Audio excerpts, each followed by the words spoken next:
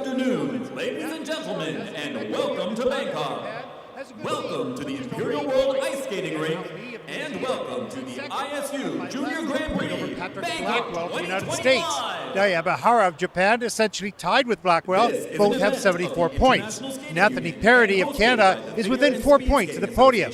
So it is up to these 5 men to lay it all down in the free and see how it sorts itself out for podium positions and points for the Junior Grand Prix final. 23 skaters, 20 nations, and the men's free begins right now. And filming is forbidden. Gifts and flowers offered to the skaters at the end of their performance must be completely wrapped. And we thank you very much for your Welcome back, everyone, to Bangkok for the final event here on day number 4. Week number 4 in the Junior Grand Prix, the men's free program, and it's going to be dynamic. I'm Ted Barton along with Mark Hanratty, joining us from Nottingham as we see the mall in which this facility is built in, and it's been the host of the Junior Grand Prix for the past 3 seasons, or 2 seasons, including this will be the 3rd season. Mark Hanratty, as we take a look at the officials for this event. Mark? Yes, exciting to consider. Obviously, Bangkok was such an excitement 3 seasons ago when it hosted the Junior Grand Prix for the first time, as we see the technical panel on screen. And now, of course, this year, new locations, new excitement. But one thing that makes me just wonder when we're talking Junior Grand Prix now on this final event, and the final day in Bangkok as we see the start order for this event, is to think, I wonder what the juniors are thinking about the week break, because we have lots to get busy with and keep entertained with as we look ahead to the Olympic qualifier in Beijing next week. But the juniors have a little bit extra reprieve before we get entertained by them in a fortnight's time. Well, you know, it's interesting because I think they welcome that time off, you know, and gives them a little bit of downtime from a stress perspective. I think that the week of competition, the traveling, it's all exciting. I don't want to call that stressful, but it is all exciting and takes emotional energy from you. Then you come here to compete. Those skaters that do it back to back, particularly if they have to travel a long ways, that's hard. So I think everybody's going to say, oh, this is good. It's a down week. We'll skate, we'll enjoy, we'll be with our family, and then get ready for Baku, of which a number of skaters are going to be competing for their second time, moving to Gdansk, and we know that it's the largest competition of the whole season, I believe. Maybe true enough, I'm not sure. But we know it's the biggest Junior Grand Prix for sure. So that is, those are very long days, around 15 hours or 12 hours of broadcast. So there's a lot of skaters. So lots more to come on the Junior Grand Prix. Yeah, and we're getting a little bit more of an insight into how things might start to play out for the final. We've seen most skaters competing in their first Junior Grand Prix assignment. Some of the skaters have finished their Junior Grand Prix event. Some have already secured their spot at the final. But now it's just interesting to see what will pan out for the rest of the season. And, you know, some of the skaters, as we look at the skaters on screen now, will know that that Junior Grand Prix final is not anything that they are looking to aspire to compete in this season. But that's the same case for some next week, as we're starting to prep and research a little bit more about the road to Milano, the event that will take place, the Olympic qualifier. There are some that are competing in that event too, that as much as they would love to secure an Olympic spot, they know that that's not a part of their likely agenda, but just proud to represent their country and continue to push themselves in the international circuit. Well, yeah, legally they can compete for that spot, but you know, certainly from a skill perspective, they are not in the same caliber yet as some of the top skaters. But in some ways, I would think it's similar to the Junior Grand Prix, really. So, I mean, I don't mean from a standard perspective. I mean from we'll have skaters that have a more of a development. They're more in the development years of their career, and others that are near the top of their career. So it'll be a bit of a wide range, maybe not as wide as Junior Grand Prix, though. Yeah, looking forward to it. Very much looking forward to that. And some of the skaters that are here are also at that event. So one thing that we often try to reference to those that are listening to the Junior Grand Prix who are perhaps not skaters, perhaps their parents, perhaps their friends, and we will obviously try to relay the difficulty and complexity of every skater. You know, if it's a double salchow, double toe that we've just seen on screen, that too takes years of work. It's not as difficult as that which we'll see later, but it still takes years of work. One thing the skaters that are listening to might not be aware of or mindful of is the exhaustion of competing, and you just touched on it there, Ted, talking about how exhausting that can be. And that's one thing that, you know, you and I have had those experiences, and we're mindful that there's a lot of pre-prep to make sure that you have the endurance to get through the mental and physical workload of competing and traveling.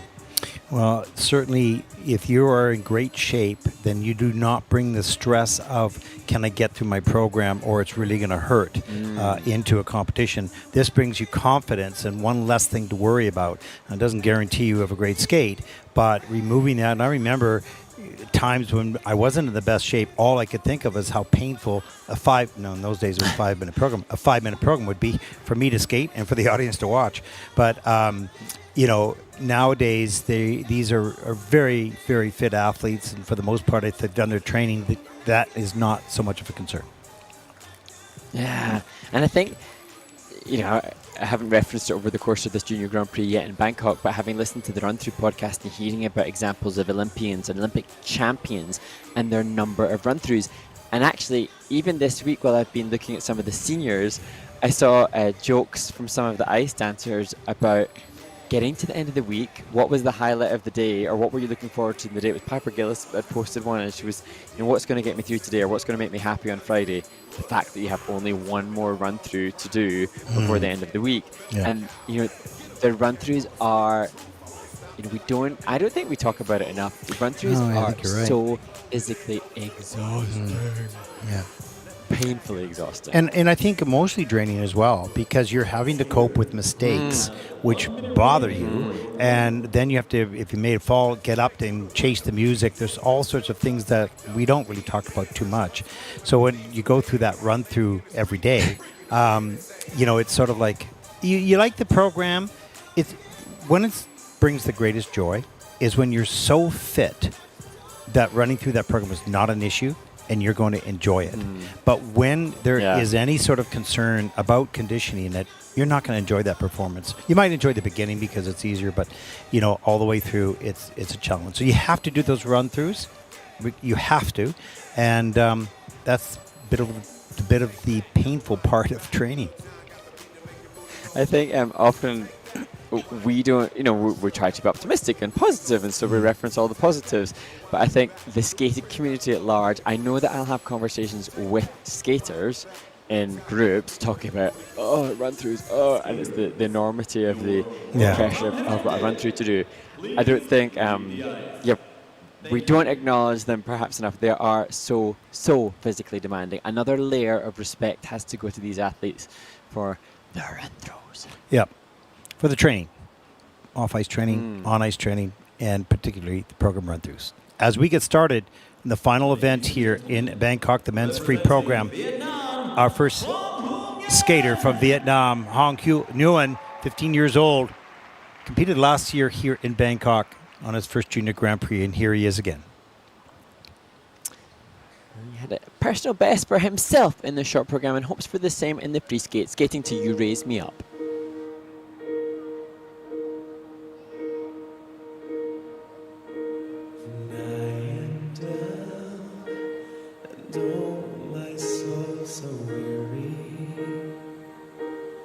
Troubles come and my heart burden be, and I am still and wait here in the silence until you come and sit a while with me. You raise me up so I can't stand on mountains.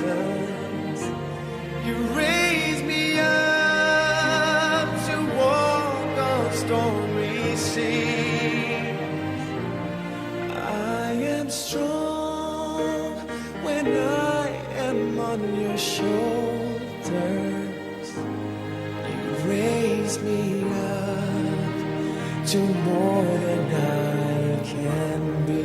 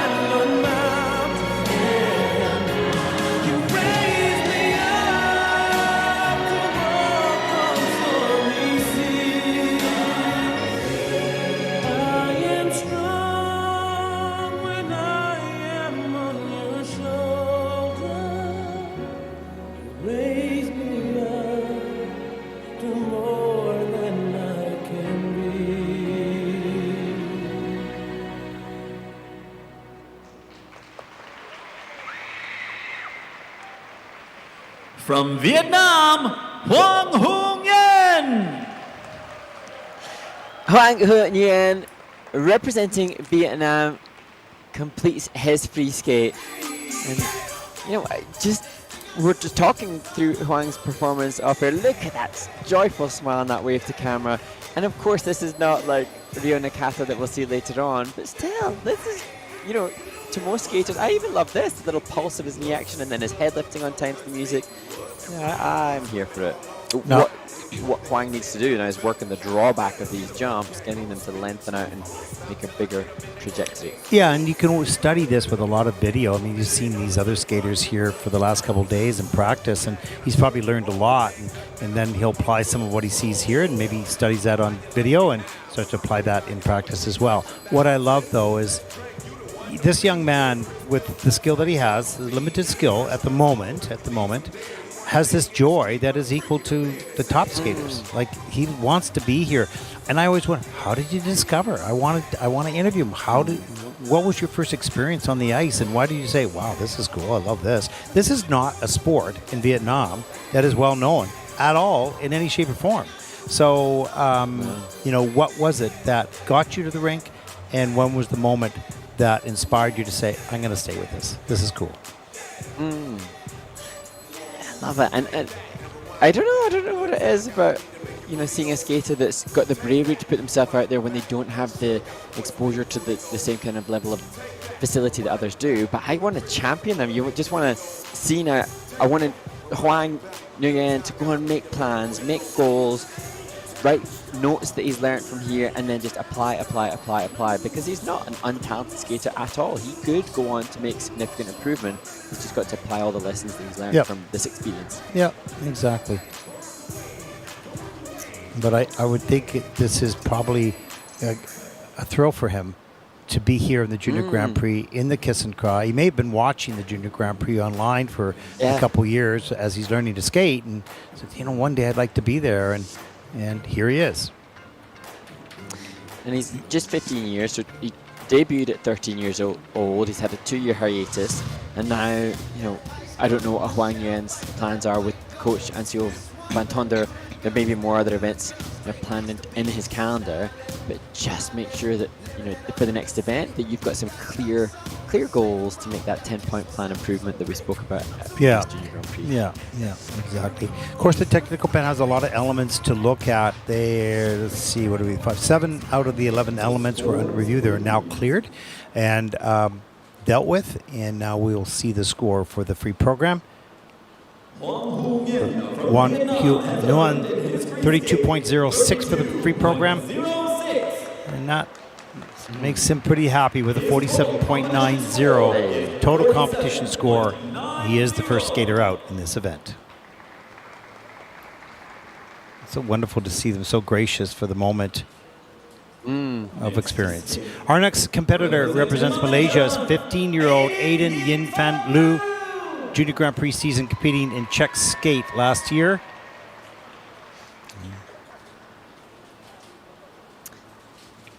Aiden struggled a bit with the spins in the short program. We'll have 3 more of those as he skates to Love by Nat King Cole.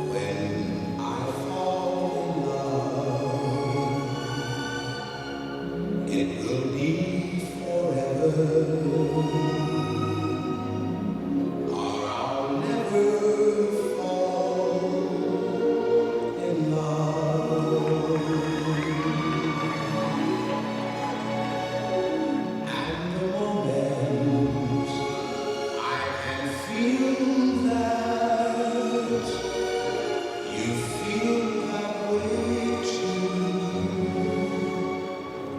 When I fall in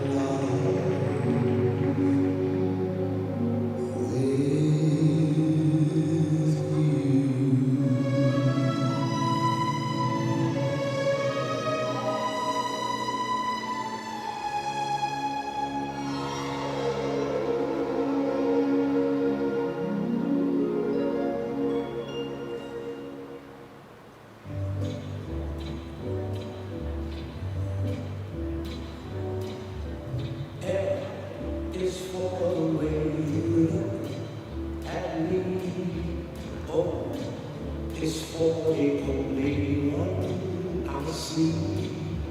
V is very, very extraordinary. E is even more than anyone that you adore, and love is all that I can give to you.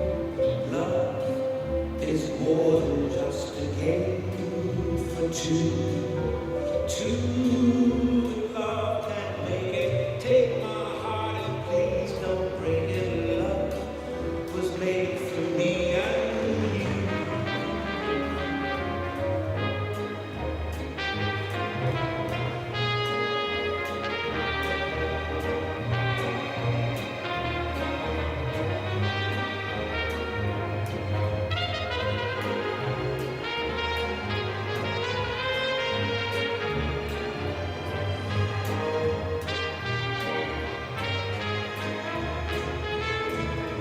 L is for the way you look at me.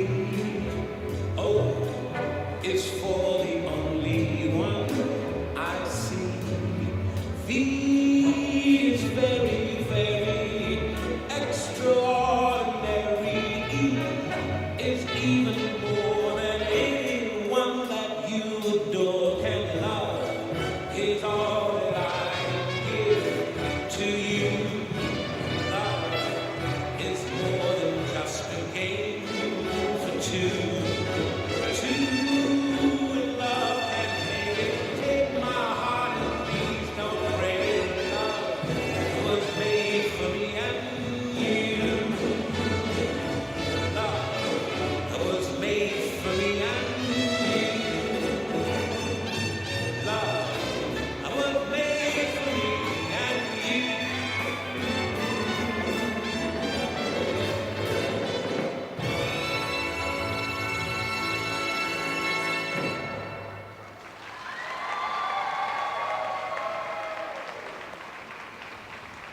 From Malaysia, Aiden Yin Fan Lu completes his free skate.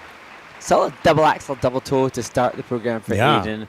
But what it's been so nice to see, Ted, is I've seen the Johor Darul Tazim Ice Skating Association posting, and they're so proud. And the caption for the picture that goes alongside Aiden and his coach being here is "Chasing Dreams, Carving History." There's that Cool. double axel, double toe. That's cool. And that was such a nice double axel double toe to open the program, followed by a double flip, double toe. He's a better jumper than spinner. I think we saw that both in the short. We saw that here. He's got some work to do in that area, but he likes the air. He handles it pretty well.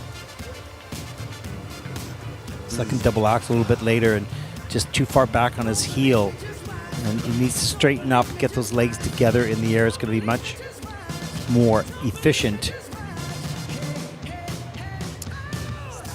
And there, his coach is so proud, and rightly so. And Oh, when yeah. I think about the context of carving history, obviously for Malaysian skating, they're representing that in itself as history making, but chasing dreams. So as they shape their hearts now, what are the dreams of Aiden and his coach? What are the aspirations? Because we would encourage them, we would endorse their aspiration and their dream. We were just talking about, and I mentioned during this program about, if I had another life to live, I would want to be able to sing like Nat King Cole. We just heard him with that emotion and that velvet voice, and to express my feelings and in all the types of things. What I'd love to be able to do. That's a dream. And this young man had a dream to skate. I don't know where it started, but here he is, the Junior Grand Prix in Bangkok, because somewhere a dream started about the sport. Somewhere he saw it, somewhere he tried it, and somewhere he fell in love with it. And here he is. And that is very cool to be able to live that dream in your life. For those of you that have had a dream that you've been able to at least chase, maybe not even accomplish, that's pretty cool. That's a privilege, because not everybody gets that chance.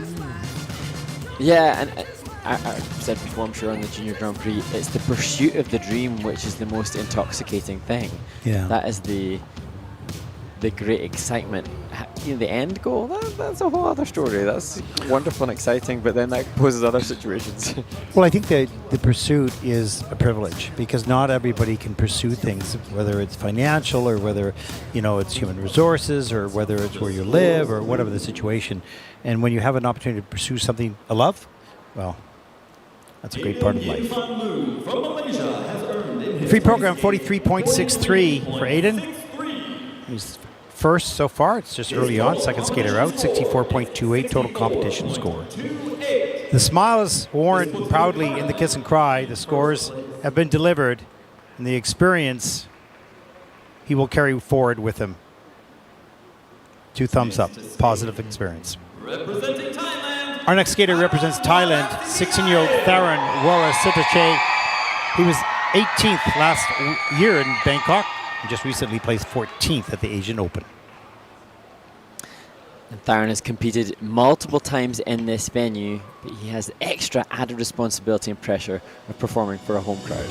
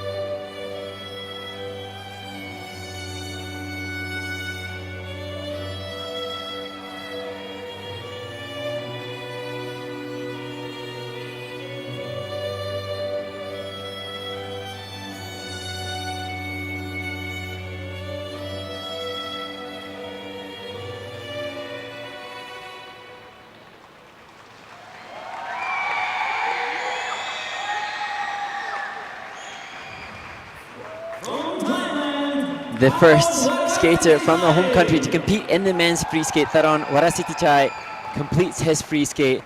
A skater that's showcasing better quality of spins than anything that we've seen thus far, and spins that probably are arguably would be position-wise, good to go for some of the remaining groups left to skate as we see what I assume are friends of his as he leaves the ice.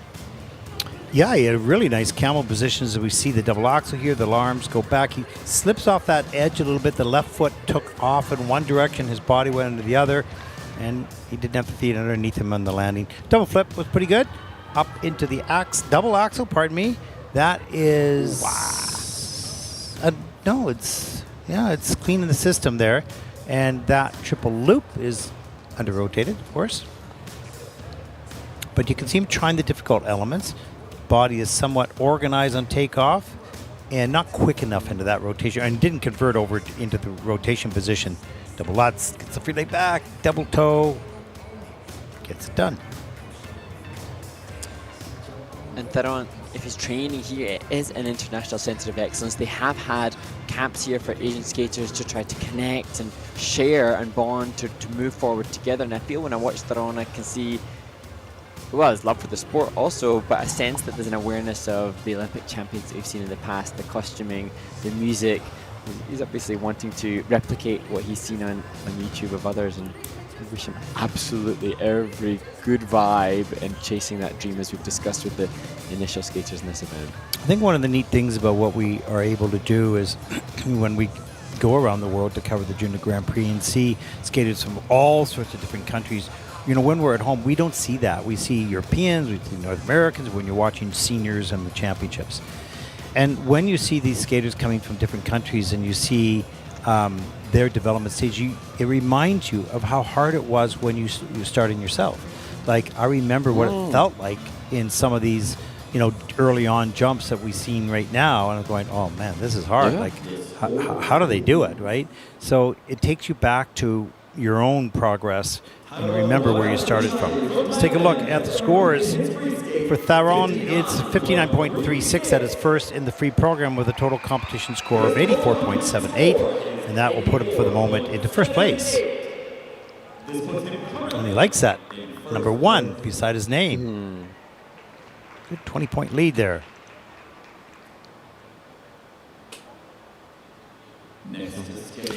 Our next skater represents India, 18-year-old Manjest Tiwari. And he competed here in Bangkok at the Junior Grand Prix last season and recently came 17th at the Asian Open.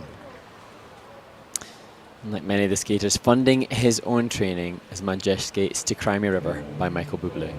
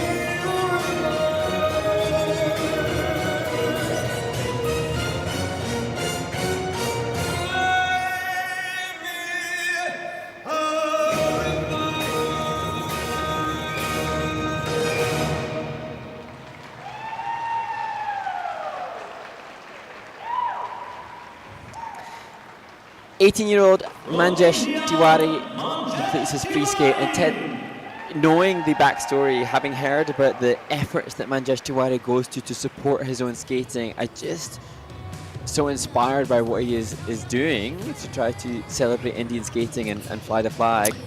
That skate there are many aspects I like about his skating. Obviously, it looked like tough work in the end. I think that he looks like a movie star. I think he's got a great presence on the ice. He's got, this cool sort of look. There's the triple sack, how he gets all the way around. He's got to work on posture. If he can get that back strong and the neck up, all of a sudden those jumps, okay, in the air, they're not too bad. On the landings, no, he's all hunched over. So that posture is a key thing for him. He's athletic. He's passionate about the sport. He's got a cool look. He's got a lot going for him. But some work to get done, and if you can have a strong body core, it helps so much with these spins. As you see here, a camel spin, get that leg a little higher. Turned out toe, that's good. Yeah. And I mean, I think for Manjesh, there's so much to be said for absorbing information from his coach, Richard Laidlaw, from the other skaters that he now gets the chance to train with. And you can see little glimpses in Manjesh's skating of a real quality vibe, but it's replicated throughout every step. So it's not just an occasional glimpse, but it'll become more and more a default step.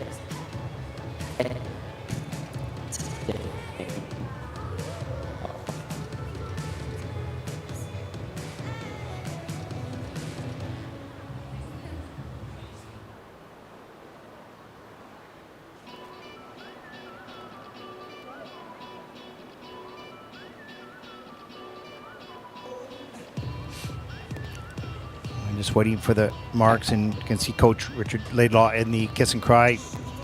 Mark? I was just going to say that I was just looking through social media for Manjesh, and I think there were 6 senior men competing at the Indian National Championships. And on the picture that I could see, it said it was the 20th National Championships in India. So that in itself was amazing. Yeah. Not something that I appreciated or realized was the case. But now for Manjesh, he's obviously relocated to work with Richard Laidlaw, so he's amassing more information to hopefully then go and inspire. So great to hear that there are others competing for India, and now Manjesh will inspire and educate, hopefully, and take the information that he's amassing from Richard and the training mates that he has in Adelaide back. Well, his personal best is 53.53. I think he earned that last season. We'll see if he comes close to that score here. You can see he can triple jump and double axels, and a lot of good skills on the takeoff and the rotation. Some work to do in the landing. Get that back really, really strong, and that body core and posture, so important. It's going to help with the spins, the jumps, and the consistency. All going to stabilize your skating. Then you're going to say, "Oh, triple toe, this is easy," or triple saddle. Let's go for the flip, for the Lutz. So that's work that can be done off ice. It doesn't require a lot of ice time. It requires a lot of off ice work. But hey, lives are busy. The kids could be in school, or they're working or whatever, and fitting in, not easy. And that's the thing, I know that Manjesh is working to support and fund his training in Australia, so it's then the balance and division of time. And then maybe it's just, as I keep saying, that visualization, because obviously if your time is so precious and you have to devote so much time to making money to get on the ice, then maybe just spending the visualization time off the ice to keep imagining your body assuming more and more quality, because it does work. And you can dream, but in order to pursue that dream, sometimes you have to sacrifice a lot to pursue it. And and life is not equal. There are some that will have the resources right at hand for them, and others will not. Not everyone's story is the same. And he has certainly proven that, okay, there are no obstacles for me here. I'm going to take control of myself. I'm going to work. I'm going to pay for this. I'm going to move. I'm going to do all the things that he wanted to do to pursue this dream.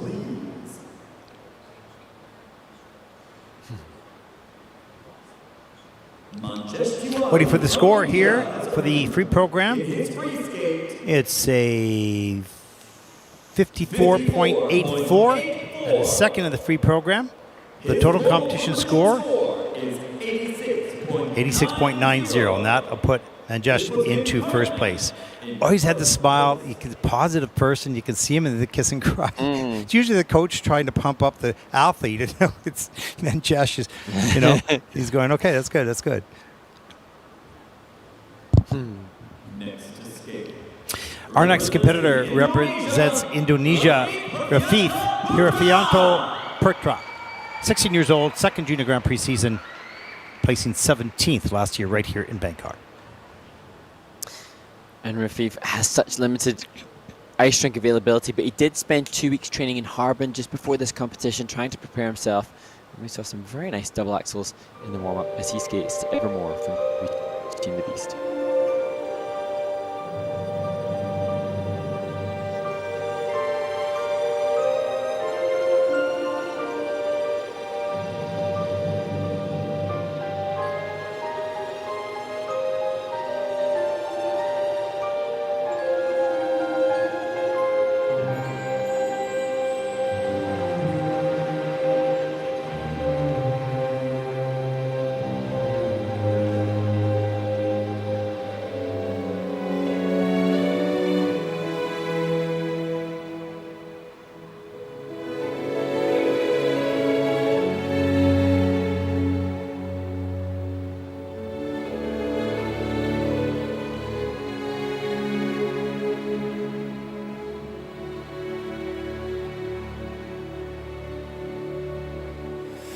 I was the one who had it all. I was the master of my fate. I never needed anybody in my life. I learned the truth too late. I'll never shake away the pain. I close my eyes, but she's still there. I let her steal into my melancholy heart. It's more than I can bear. Now I know she'll never leave me, even as she runs away. She will still torment me, call me, hurt me, move me, come what may. Wasting in my lonely tower, waiting by an open door. I'll fool myself, she'll walk right in and be with me forevermore. I rage against the trials of love. I curse the fading of the light. Though she's already flown so far beyond my reach, she's never out of sight. Now I know she'll never leave me, even as she fades from view. She will still inspire me, be a part of everything I do. Wasting in my lonely tower, waiting by an open door. I'll fool myself, she'll walk right in. And as the long, long nights begin, I'll think of all that might have been, waiting here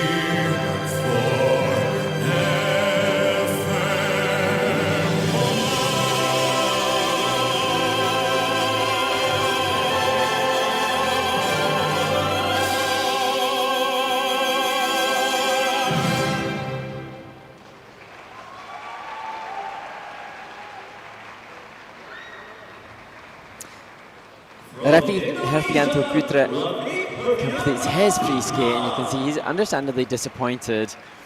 And that makes sense, especially when I was explaining that he's gone to such great lengths to pursue his skating career, having to chase ice and chase availability. But one thing that Rafif has in his corner is he has the support of the Federation, who wrote to us and explained that they know how hard it is for their athletes. And they mentioned Nathania Insira, who competed in the women's event, and the Federation is respectful of what their skaters are doing. as we look back at this double loop, single axel, and then up into the more difficult double axel.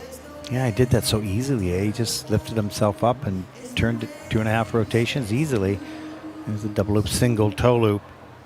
And here's the second double octal. Watch him ride way off the end of that edge and just had great ice coverage and beautiful flow on the landing. He had to do a turn, but that was lovely. And Rafif has good posture. Like, it's Oh, yeah. mindful that you Yeah. good core. Really nice posture. Beautiful camel spin here, turned out toe, nicely centered, good speed, nice sit as well. Watch him pick up speed right there. In a feature, pulling the leg in. And losing the balance a little bit on the second side on that spin. Right there into the end. And you know, knowing that Rafif and the Indonesian skaters have to share the ice with public skaters, perhaps that's the reason why the spins are more comfortable, because they're struggling for room, struggling for space, having to navigate getting through crowds of public sessions. So spins are perhaps something that they can do in the middle as he proudly showcases his representation. Yeah, we've heard that about a lot of people, particularly the Swiss skaters, for a number of years ago, when the sessions are so crowded, they would just take the end of the rink and learn to spin, spin, spin, spin, spin, spin, spin. And when you're spending that much time on anything, you're going to learn how to do it the best. And that happened. So there are skaters around the world that, who was it that had to skate on the ice with like over 100 people? I can't remember which skater it was. Yeah, that's pretty busy. Some of the videos that I see on their social media just give you a real insight into the different. Yeah, exactly. 64.63 for Rafif. That is first in the free program with a 99.43. And that will put Rafif currently to first place, and he looks thrilled, I think. Yeah, okay, he acknowledged that I asked about the thrill, and he is. He's thrilled. Yeah. He's in first place. That's cool. Great job. And group number 2 taking to the ice for their warm-up. 3 more groups to come as we're working our way through the junior men's free program here in Bangkok and the final event on day 4 here. Mark, do we have some questions from the viewers? Yes, we do indeed. Thank you for sending the questions in. Some of them questions, some of them statements. One of them comes from Thesis Kyodo, who says, would you like to see any new countries, something like Nigeria? And we're here to see as many countries represented as possible, I think. Well, it was interesting. I went to Kenya last year on a holiday with my family to visit some family that lived there, and they have a really nice business, et cetera, et cetera. And I did some research on the rinks there, and they've got a couple rinks. Okay, they look a little rough. Really? But yeah, they do. And so, there are countries that have an ice rink as kind of a novelty, right? Not as a activity or necessarily a skating club, but just for people to come and out of the hot weather and go in the rink. And so I think the ISU would welcome any country, but you have to have a certain amount of organization and a game plan to be a member of the International Skating Union. You can't just, the rink itself is not good enough, but we have a growing number. I mean, look at this. We have 3 or 4 different South American countries with skaters in this event and more in different events. So that is great. We see the expansion of our sport in South America. It was slow a number of years ago, but really picking up speed now. We're moving to the Middle East, of course, with the competition in Abu Dhabi. That is history-making for the ISU. And then, of course, here, this facility right here in Bangkok, this was built. It's a facility that's very environmentally conscious of how this was built, and it's a center of excellence. So the world of skating is growing. And although it may not be commonplace for those who live in North America or Europe, they may not even know about it. I'm telling you, it's happening. The ISU is doing a good job. And I think the Junior Grand Prix is actually one of those vehicles that really helps the growth of skating worldwide. Yeah, offering opportunity and awareness to others, have goals to work towards and benchmarks and landmarks on the horizon of their trajectory to give hope to showcasing their progression. So next question we've had coming in from Josh Hutcherson, 2013. Does the height of a spiral affect the GOE or the grade of execution of choreo sequences? And interesting, I've got the criteria regarding the grade of execution for choreographic sequences, and this is criteria that the judges have as well. So the judges will have the communication number, this is 2701, and they'll have the updates constantly on what they have to give or use to give the points and the grades of execution. And for choreographic sequences, one of the major criteria that the element matches the music and reflects the concept of the program. Creativity is rewarded as a bullet point. Effortlessness with good energy, flow, and execution, that's awarded. In terms of height of free leg, I'm trying to find something that would really clearly give that bullet point. One of the 6 bullet points is excellent commitment and control of the whole body. Whilst that doesn't say height of the free leg particularly, it's more about whether or not the height of the leg showcases control and commitment. That would be more helpful in terms of the score. And I can understand why they didn't do height, because some people, they would have that like split because they're that flexible, but somebody else has a beautiful spiral, not as flexible. So which one is more difficult? The one that I would maintain that maybe has not the flexibility in their hips, but have done a wonderful job in stretching and have that leg, and it's a beautiful spiral, but not a full split. So they probably left that open, to, I mean, I'm sure you have to have the leg above the hip to qualify. Yes. Does it say anything about that? Yeah. Not pertaining to choreo sequence, but I think if you think about excellent commitment and control of the whole body, a spiral where the leg can be really high. You can have a 180-degree split in a spiral, but you don't necessarily then engage your back, your shoulders, your tummy, your core. I think a spiral that was perhaps lower in height but had engaged control and commitment of the whole body, and thus making a more beautiful line by pulling the shoulder blades back, by extending right to the toes and the fingertips, that would be more inclined to get the bullet point for a positive GOE. Yeah, so yeah, and the speed of flow probably too, yeah. Yeah, I'd say Carolina Costner spiral was never the highest comparative to others, but her commitment of the whole body was a good example. Yeah, totally, yeah. Right, other questions coming in. Where to go? One of them comes from Not good. Konstantin Turkaslius. This one's an easy one, and we've covered this a little bit before. Ted, what are your favorite jumps? Well, I always liked the Lutz because I just felt free. I could just fly off that toe pick and always a strong outside edge. And I like the axle too because I thought it was very cool jumping forward. It's a totally different feeling when you're seeing where you're going in the jump.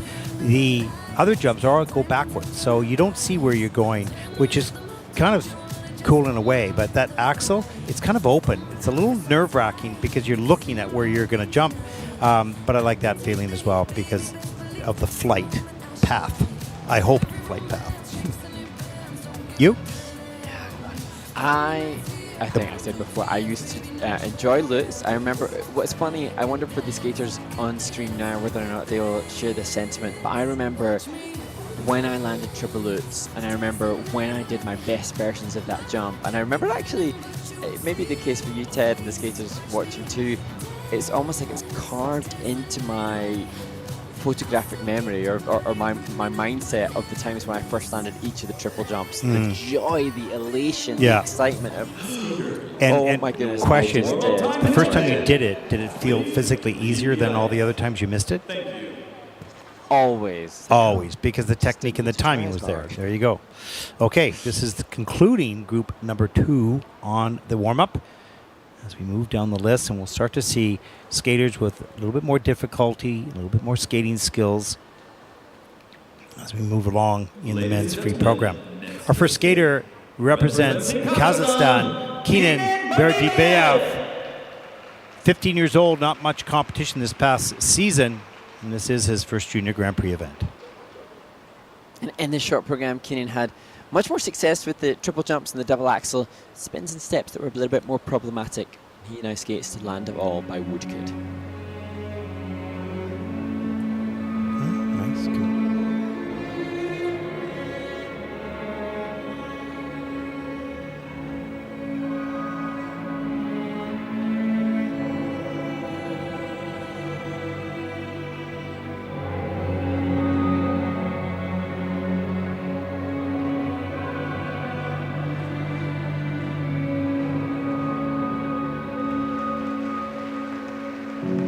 Took a chance to build a world of mine. A one-way ticket for another life on a petrol stained sailboat.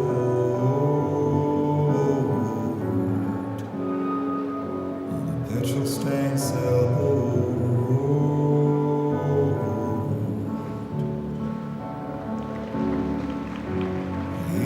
dream about the other side. The sun rising on the skyline in a beautiful rainbow.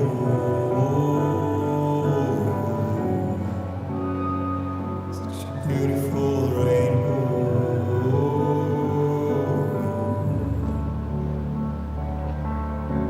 I came to break the wall that grows around you, to see the land of all.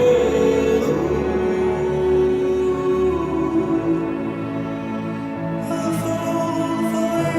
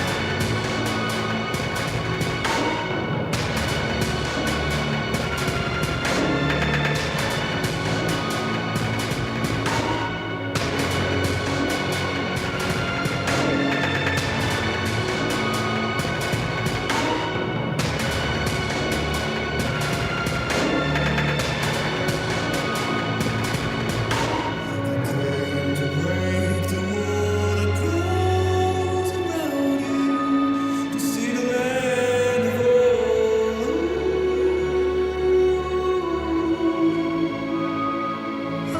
I'll fall for you.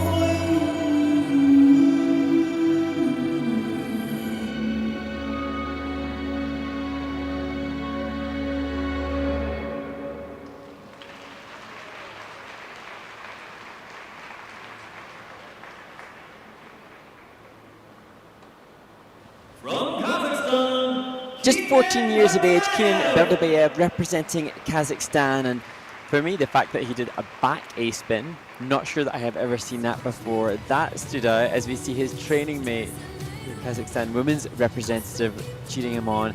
Back A spin, I was noting down the elevation and drive up on the axles, salcos and tulips. That was impressive. And two, whilst not refined in body control, there was commitment to some sort of choreography and composition. As we It's a see. triple toe, Euler, double salcho, really well executed from a timing perspective. And here's the triple salcho a little bit later. A little forward on the, grabs the toe pick so it slows the landing down. But the mechanics of the takeoff and the air is good. He's going to want to tighten, straighten in the air to be a little bit more efficient as he continues to develop. And double Lutz, double axle. Good pop right up in the air. He knew he wanted to get a little more height. Use that free leg to snap him way up. So the athleticism is there. The refinement of the arms and the shoulders and the posture. Still some work to do in that area, but he's a fine, strong athlete at the age of 14, which is really good. I guess it's 15 in this system here. It is 15. Oh yeah, I'd written 14. Wow, taking a year off you. Sorry, Kenan. That 14-year-old is very. Yeah, he's going to be a little upset with that 14 thing. Yeah. 74.68 for Kenan. That's first in the free program with a total competition score of 115.35. Puts Kenan currently in the first place. 0.35. This puts him currently in first place.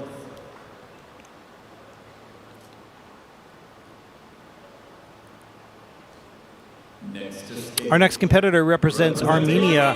He was born in Ekaterinburg, Russia. 16-year-old Konstantin Smirnov. Second Junior Grand Prix season. He was 15th in Wuxi, the final Junior Grand Prix last season.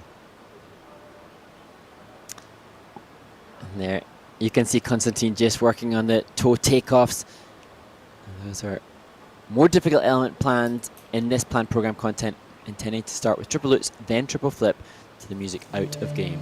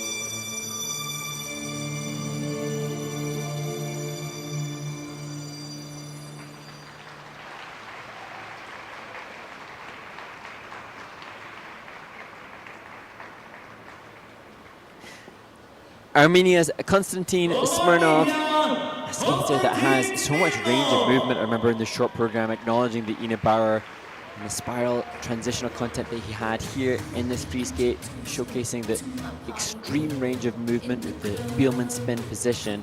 But you do also sense that for Konstantin, a growth spurt, just getting to grips with his rotational position. Yeah. I suspect and fear that he's still not found comfort over his right side in the air at present. Yeah, I agree with you. He looks like he's just grown a lot in the last year, and so that requires time for him to learn to adjust to that longer limbs. That's just life for anybody. And so, but he'll settle down and gain that strength and stop growing, and things will really start to come together. He rotates pretty quickly and gets up in the air. It just is a bit different from jump to jump. And that was nice, straight up. Yeah. Sorry, go ahead, Mark.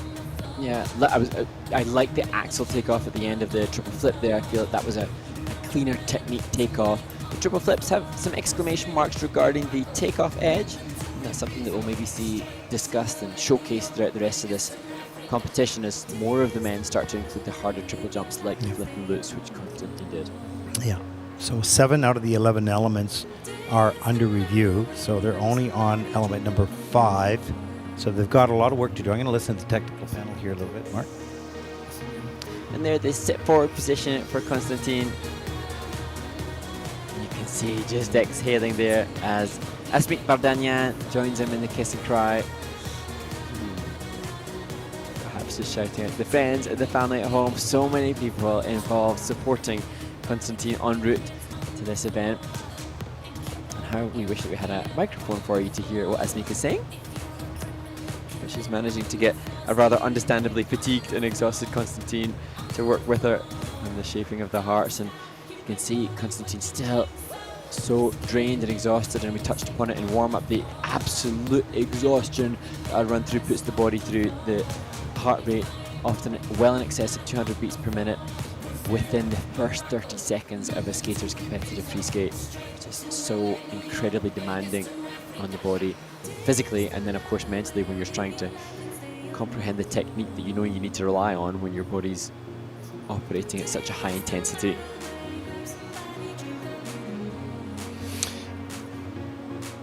You know, Mark, it's interesting listening to the technical panel. They had a bit of a hold up, if you will, on element number 5, the flying change combination spin, determining whether he'd received 2 revolutions in one of the positions. I don't know which one they were talking about at the time, but and there was, when I say, I don't want to say debate, it's the wrong term, but one had this certain feel, no, I think it's a bit short, and the other one, no, I think it's fine, and then so they had to look at it again. And so if you have a difference of opinion, there's, you got to sort this out pretty quickly. Then if there is a difference of opinion, the technical controller breaks the tie and goes one way or the other. So we heard that happen on that element because one saw it one way in the replay and one saw it the other way in the replay, and it was very close, could go one way or the other, and so the tie is broken by the third person. That's the technical controller who's responsible for the technical panel. So that's just an update on how the technical panel works and what they did in that case. They still have one element left to look at, and that's the change combination spin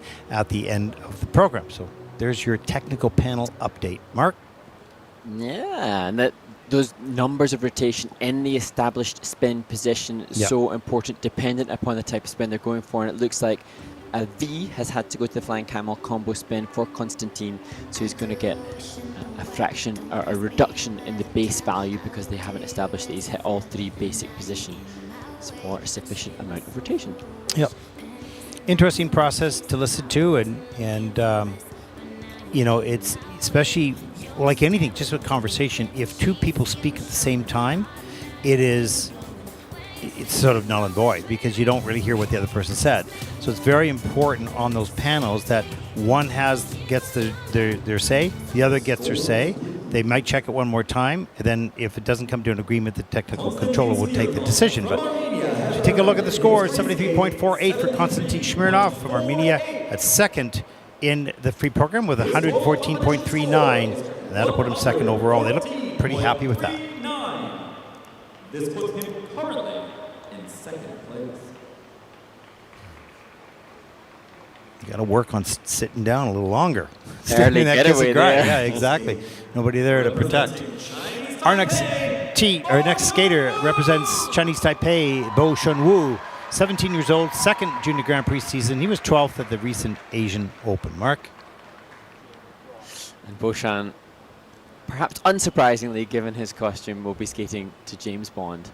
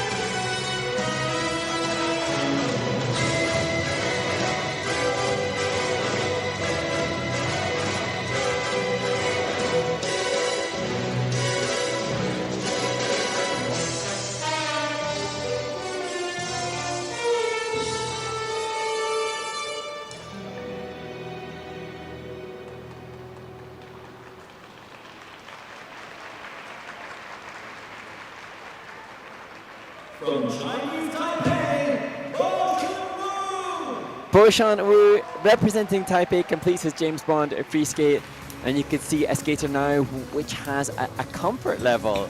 It's the Taipei dance team cheering him on ringside. He has a comfort in some of the triple jumps and an assurity that suggests that perhaps he's been jumping these triples for a longer period of time. Flashes of real ease within the triple toe, double toe, which was the 9th element of the program. It's got some elements you go, wow, that's amazing, and then other ones that look difficult. You know, they look hard to do, or it would be physically difficult to do. Let's take a look at some of the elements here. Triple flip, he made that look difficult, but he stood up on it. That's the good news. He had the foot underneath. It was downgraded. And there is the triple salchow, double axel. Good work on that. And triple salchow a little bit later. Nice and tight in the air, a little bit too far forward and on a lean. You want to make sure that your body weight is absorbed through your landing hip, your landing knee, and your ankle. Now it's a pretty good camel spin, Mark. Yeah, good camel spin, and I feel like he's been well taught, well trained, and I like that ease. This was, for me, the best of the jumping passes. One of the bullet points for grade of execution is effortlessness, and I feel like Beauchamp demonstrated that within the triple toe, double toe, which is interesting as we see him work through the combo spin, because that was later on in the program, and I think ultimately that's what all the skaters want, is to get a default setting of effortlessness on increased difficulty of jump. So triple toe, double toe is a reliable jump for Beauchamp, and now it would be making flip and loops become the jumps that you can use at the end of the program when tired as a default quality. Yeah. He's got some really nice qualities, and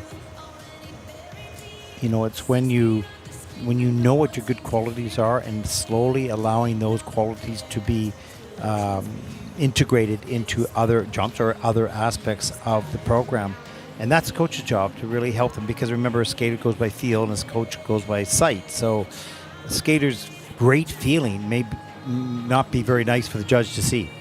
So, and I remember that because I was always told, stand up straight. I am standing up straight. No, you're not standing up straight. Yes, I am, because I felt I was, but I wasn't. In those days, there wasn't much video or any video. So, you know, it's always confusing for a skater when you get a visual call by the coach or the judge, and you have to compare that with your feeling. Yeah, and now the thing is, for all the skaters like Beauchamp, this is saved now on YouTube, time immemorial, for him to have that direct reference point. This video, coupled with that PDF, with the detailed analysis from the tech panel and the judges, he can cross-relate. And so for Beauchamp now, direct comparison, what he felt, he knows, what he sees is on YouTube, and what he gets feedback from the coaches in the divisions team. Yeah, 86.03. That's first in the free program for Beauchamp. 128.61 total competition score. That'll put him currently, for the moment, at least into first place. Good job. Don't know what that means. Neither do I, but it's a secret. Our next skater represents Thailand, Aaron Kalvatunayu.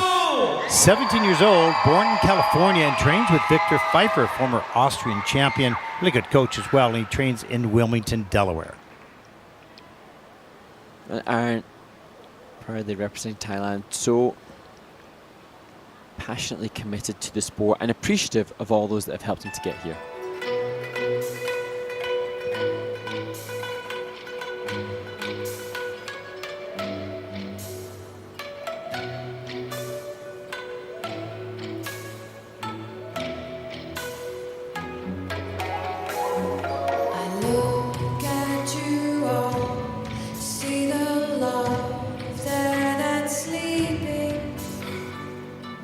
While my guitar gently weeps.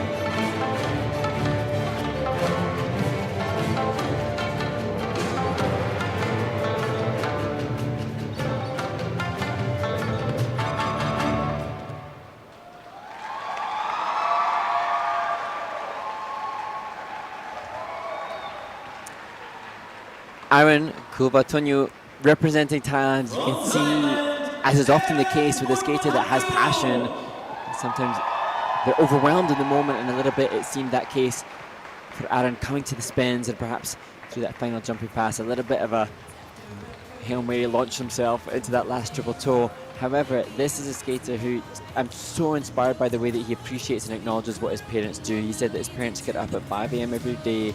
They work for 2 jobs just to support him. He's got a GoFundMe for his own skating, but everything thus far is very much thanks to his parents and his appreciation for that. Isn't that cool? And you said he gives you sort of the cool vibe, like there's something special, and not I didn't know that backstory, but it's fantastic. Low knees on that land, the double axel into the spread eagle.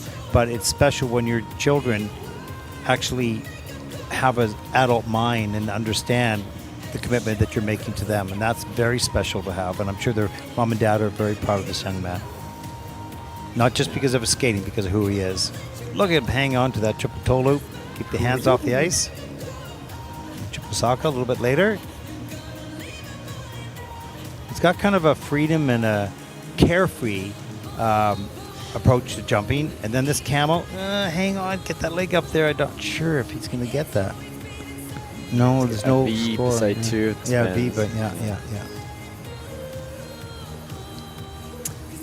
It was an interesting music choice as well, the While My Guitar Gently Weeps, but I don't know how the music was orchestrated or edited, because it had the kind of Japanese drum vibe throughout layered underneath that, and then that took over into the next track, Storytime. And so many of the skaters now using professional music editors, and even some of the coaches are getting more and more articulate in how to use the editing programs online, as we see Aaron, I think, rather dry after that.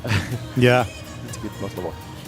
But he's got a personality, that's for sure, and I think that goes along with your comment. He's got this joie de vivre, if you will, this carefree type of approach to life, perhaps, and skating, which makes him exciting to watch. Maybe a little unpredictable, but exciting to watch as well.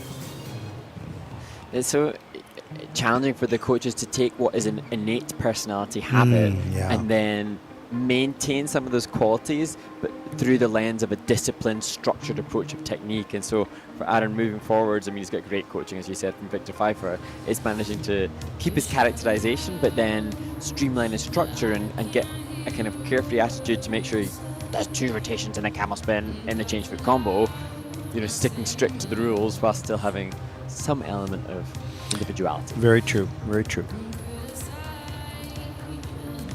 As he waits for his scores. Now, he doesn't have a personal best here, and he would need around 84 to take the lead. I don't think that will happen, but will he find himself in the top 3 at this point of the competition?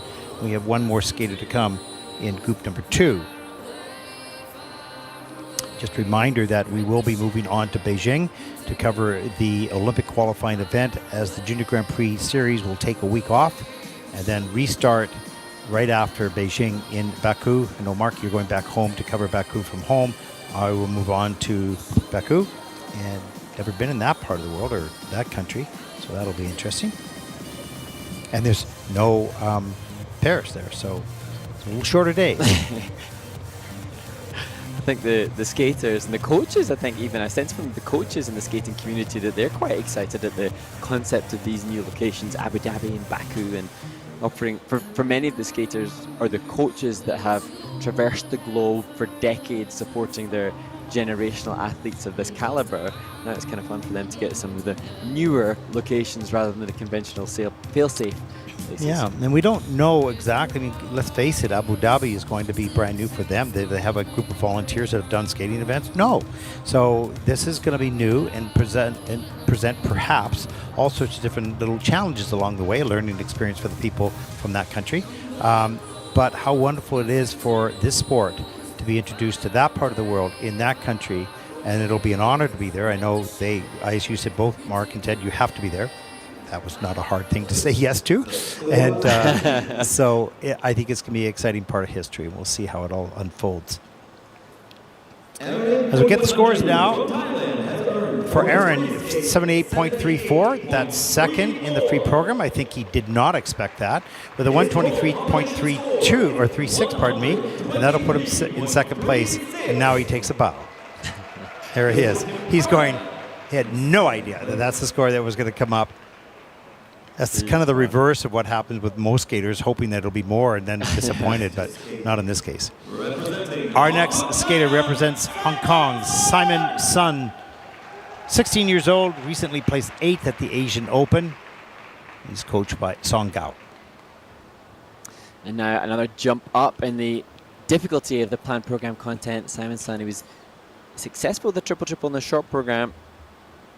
He intends to open with the same triple lutz, triple toe combo as he skates to Tree's Sacrifice.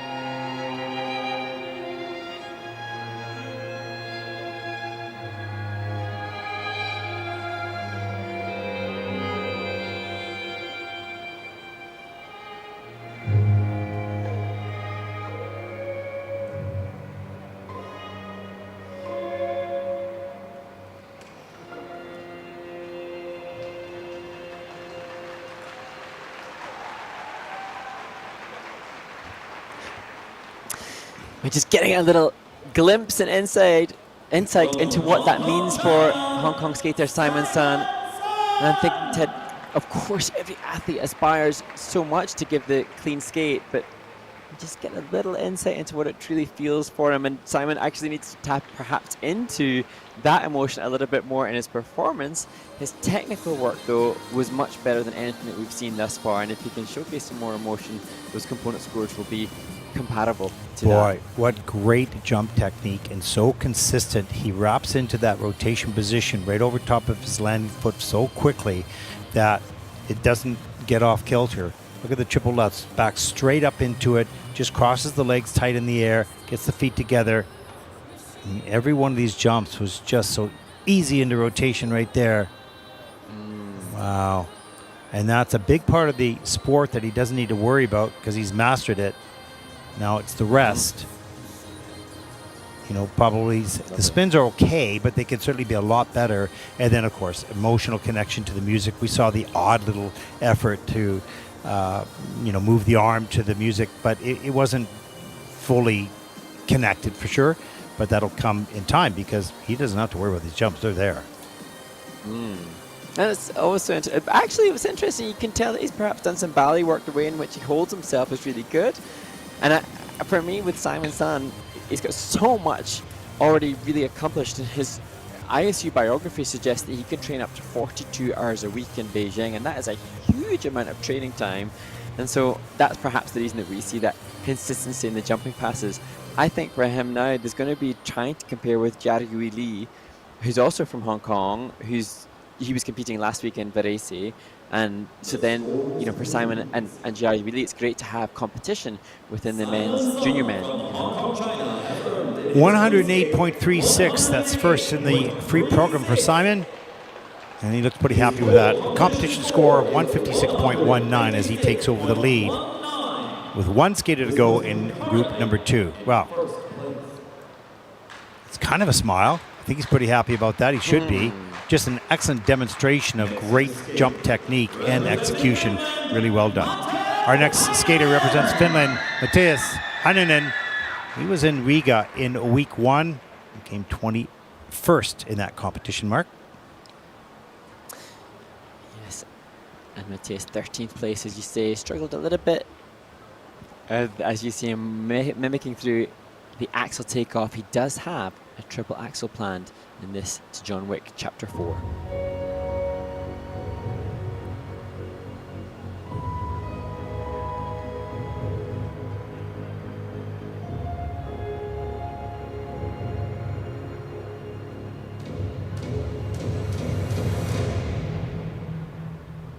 Goodbye to you, my trusted friend. We've known each other since we were 9 or 10. Together we climbed hills and trees.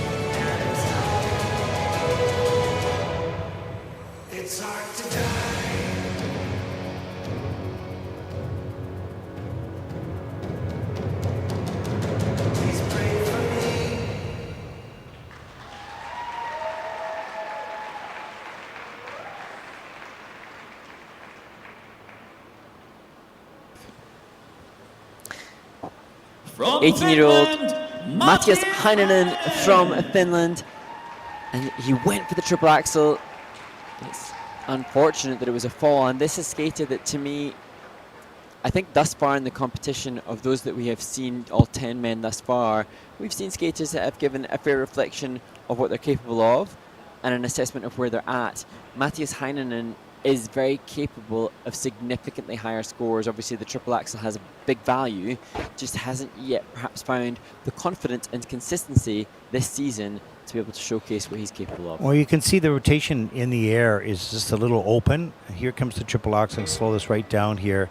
Takes off the end of the edge, and you can see the legs pretty tight together. Okay. He's all the way around, but he's too far back on the heel. Doesn't unravel that free foot to push it back to stabilize the landing, so that was costly. And let's take a look here. Watch in the air. Let's see the rotation position here is a little bit more open, and although he's strong enough to get all the way around, it's more work than if you're really tight and straight. As we saw in the skater before him, Simon Sun was really efficient in the air. And then he loses that. He's got a change combo spin at the end at 0. So he has no value. Mind you, they are going to review it. They're going to take a look at it. We'll let you know if they change that. But right at the moment, it's in at 0. But as Matthias is joined by Kaita Engberg, his coach, who doubles up as his costume maker. She makes the costumes as well.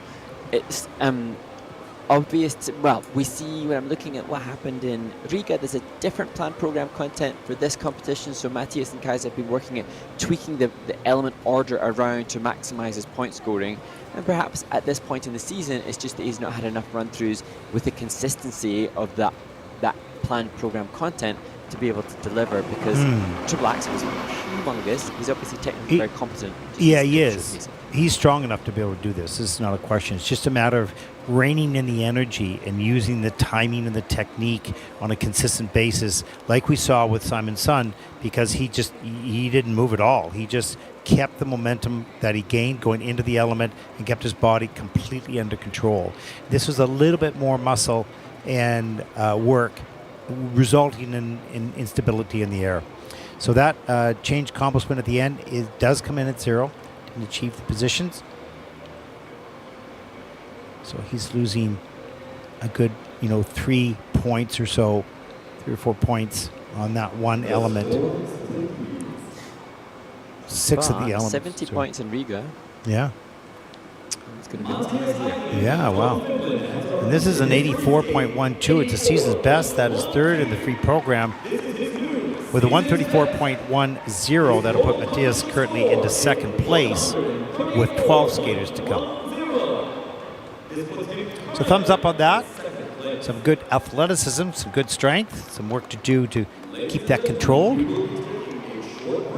But he's in the lead. Okay, Mark, our final ice resurfacing of week number 4 in the Junior Grand Prix. And we're going to see some really good skaters come in. What do we have on the video playback list?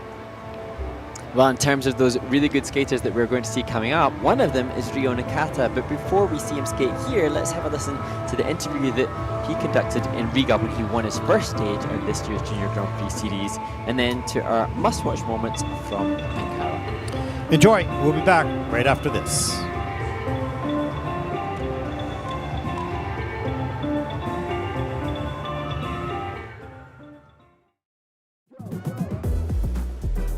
Here in Riga with the men's champion, Ryo Nakata, the junior world champion from last season. What a great competition you've had this week, of course. What is different about you this year from last year? Last year I got the junior world title, so I have a lot of confidence in my competition, so I want to keep the confidence to the end. You've had a lot of energy. You have a lot of energy, and in times in the past when you get excited about something, you'd make a mistake, and then you might make a second one. But you're learning to control that. I mean, is that something that you're concentrating on now? Yes. So if I miss my jump, I guess so panic. So I try not to do that now. Yeah. What's your goal for this season? I wanna get my high score in every competitions, and I want to make all my fans and family happy. my competitions. Well, I think they're pretty happy from last season. They're pretty happy now as well. Well, congratulations on this win. It's been really exciting to follow your career on the Junior Grand Prix because you've got a bright future going into seniors, and it must be exciting. Have fun along the way. So important. Thank you. Rio Nakata, the champion here in Riga.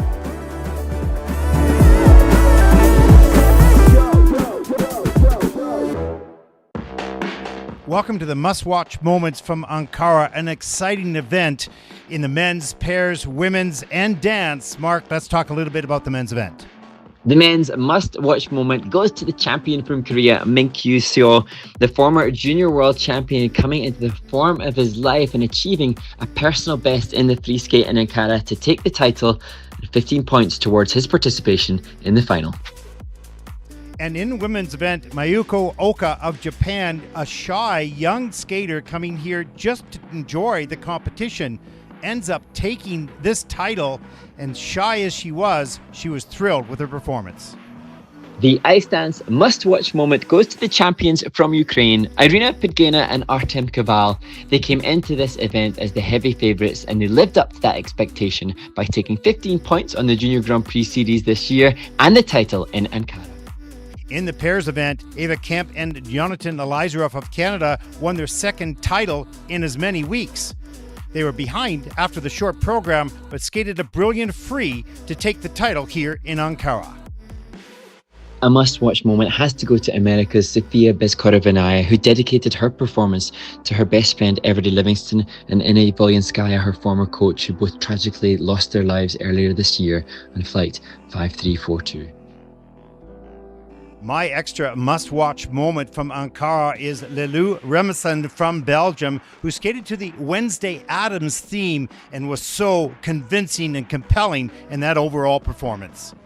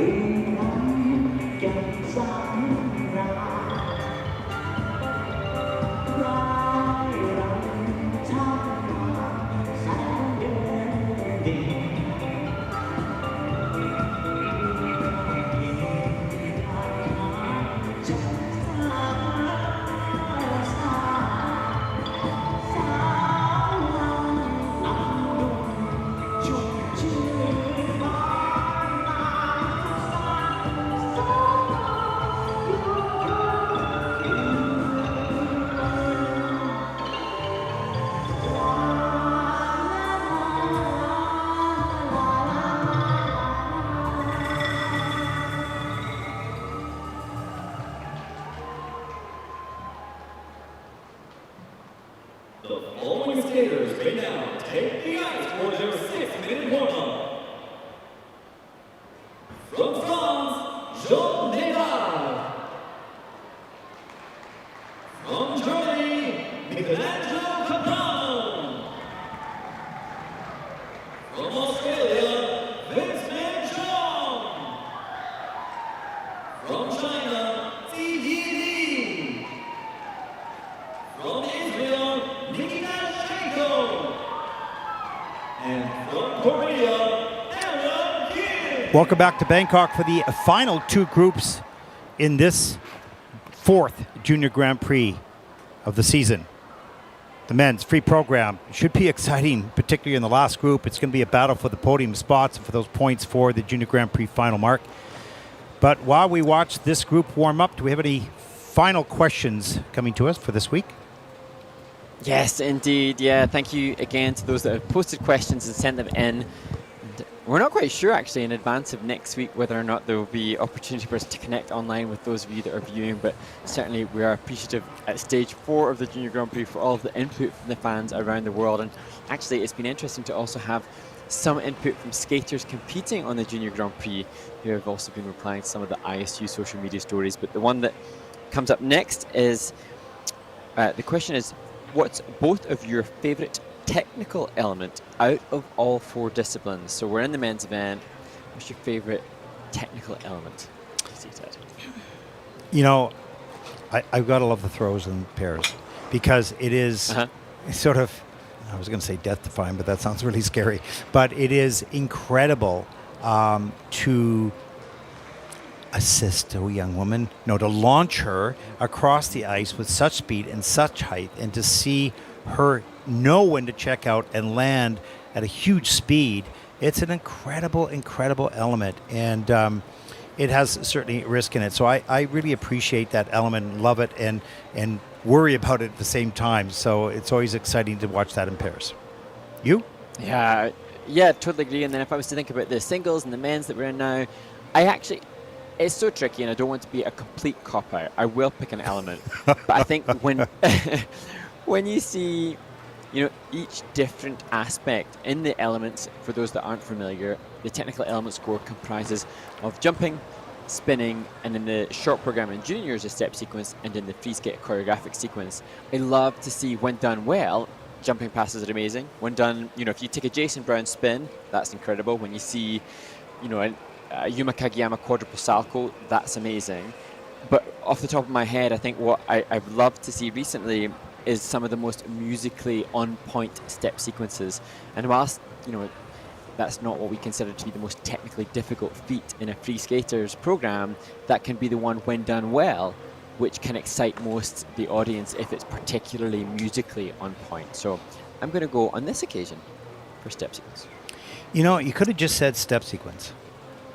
I could have just, I know, but then we'd have more time to fill, and I'd have to warm another way. Yeah. No, it's true. It's true. I get it. And it's interesting because it would be interesting to know what viewers, especially the non-skating people, what event and what elements they might like most as well. So if you get a chance to post that for us in Baku, that would be great. Okay, what's up next, Mark? Yeah. There's some lovely things just coming in, saying thank you for all the research that we do for the skaters, for the commentary and the kindest. But actually, in terms of the research that it offers, whilst it's not a question about our research, it does give me opportunity right now to, for anybody listening that is going to be competing on the Junior Grand Prix in Baku, please do reach out to us with any information that you would want us to share. We are always so grateful to tell the stories, but I'm just really mindful, Ted, that we go from this event then to Beijing, and then I have a skate camp that I'm working on the week afterwards. Those are my 2 days off, so I'm just really conscious that those in Baku, I might not be able to find as much detail and information on. So if you are a JGP participant in Baku and want a story telling, please feel free to share it, and I will then relay that information to the audience that are watching. Yeah, you can send it. You can send it to me as well, Ted Barton at 75. That is really important, and I think next year, hopefully, we can work with the ISU to, for those people who want to tell their stories to us before they go to a competition and have a better process, because right now you are spending and we are spending a lot of time in trying to track that down, and it's very difficult for us. I did do a questionnaire for the Americans and the Canadians, and they gave great information, so I already had that. That made it a lot easier. So we'd love to have that from all the skaters, because it just enriches the background to you as a person and your journey to get to the Junior Grand Prix. It helps to explain sometimes what is happening with you in your life in skating, perhaps other aspects of it as well, and enriches the viewer's experience. So the more that you can send to us, that you feel comfortable enough to give to us, we enjoy. Thank you. Yeah, and I think part of the rationale behind that is it also to further enhance the sport and entice people or engage more people, because people engage with humans and humanity, and so these athletes are amazing human beings. And skating doesn't have robots on ice. Skating has creative souls and artistic souls, and so if we can tell some of that, then hopefully more people engage, better for them long term for the sport, because we don't have robots on. You never saw me skate, okay? Don't say that we're not robots. No, just kidding. Okay. We still have to see that footage. There's still. I have it. Yeah, no, it's in the vault. Okay, here we go on group number 3 in the men's event. I was in the dark age of the caveman era. I mean, there was no Zambonis. I bet you had some pretty huge axles. That was the time. I did. I was a wild man on the ice. Really, I was a Tasmanian devil on the ice. I was fast and throw my body up in the air. Okay. That could be a new ISU campaign. Let's get going here. Yeah. Our next skater, representing France, Jean Médard. He's currently in 12th place with a 50.36. He needs a 105.84 to take the lead. Jean popped his triple axel in the short program, and that's why he finds himself in 12th place. Now skating to Le Comte de Monte Cristo.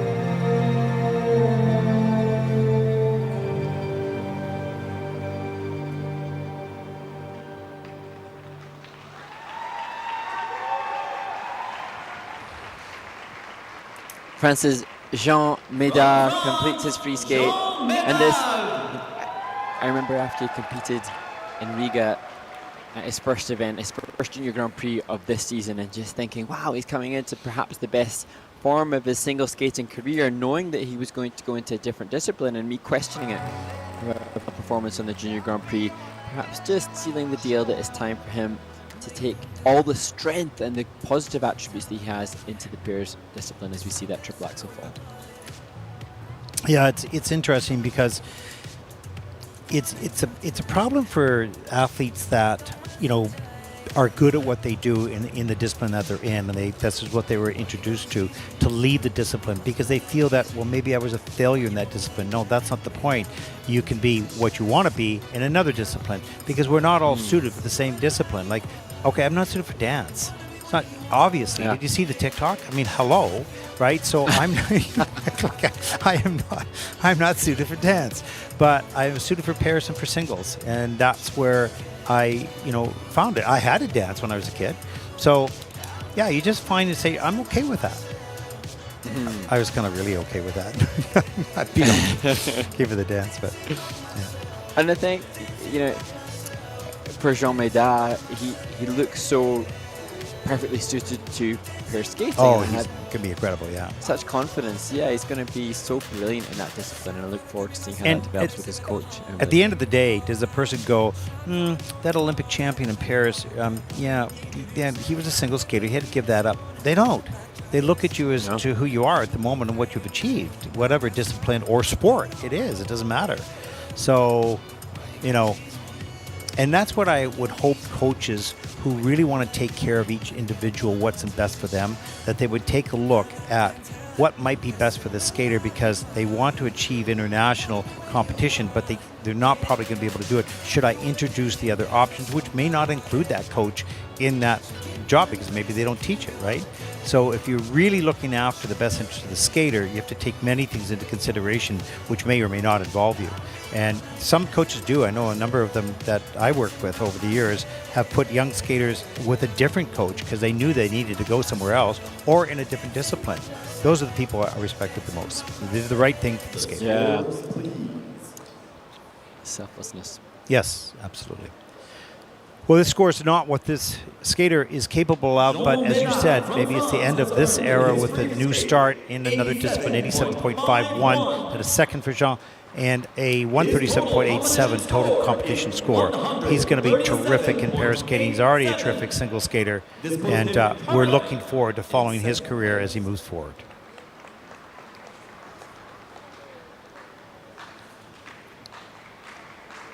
Next to skate, representing Germany. Our next competitor represents Germany, Michelangelo Caprano, 16 years old, first Junior Grand Prix event, not much competition experience yet on his bio mark.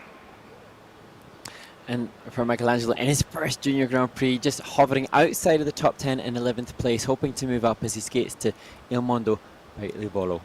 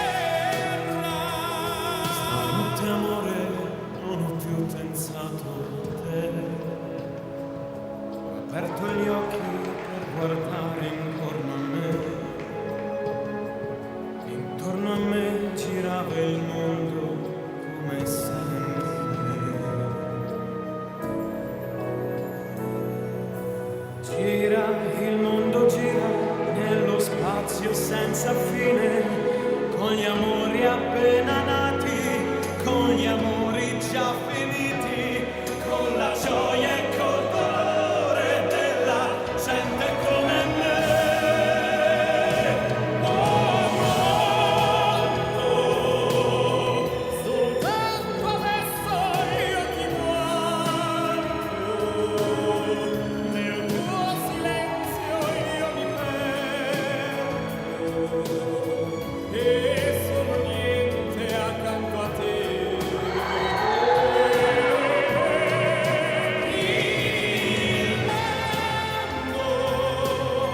Non si è fermato mai un momento, la notte insegue sempre il giorno, ed il giorno verrà. Stanotte amore non ho più pensato a te.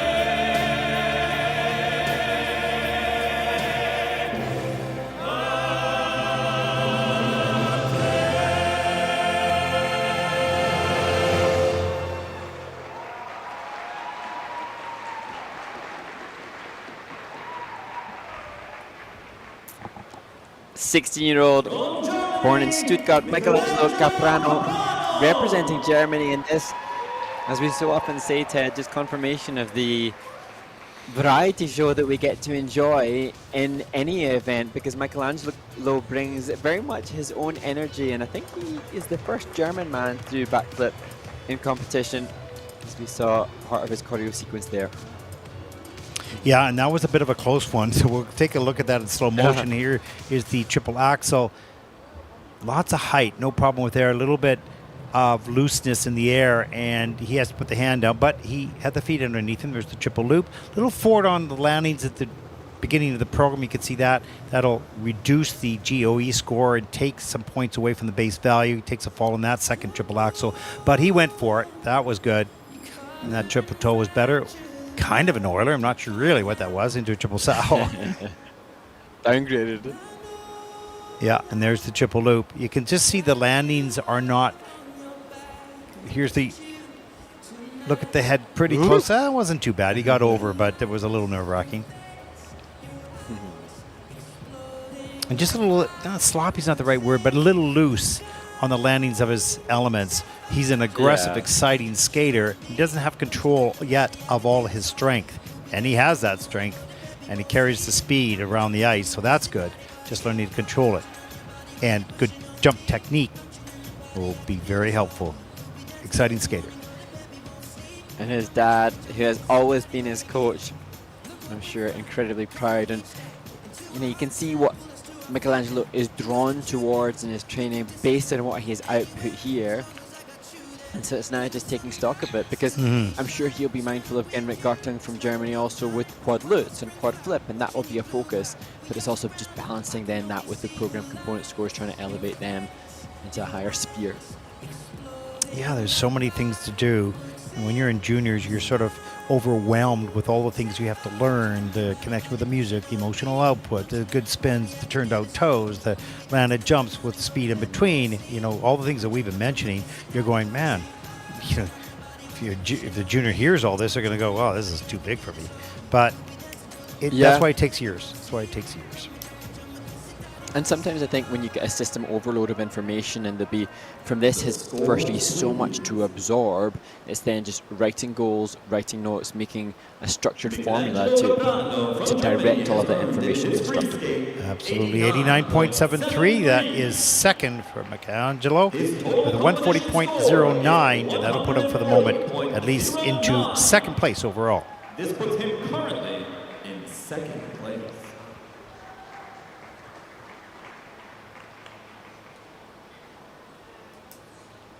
Next to skate. Our next skater represents Australia, 17-year-old Vincent Chong. He's 10th after the short program, Australian junior champion. 10th place, I think could be one of the highest ranked placements for an Australian man at a junior Grand Prix ever before. So Vincent looking strong for his nation as he gets ready to skate to Guns for Hire by Woodkid.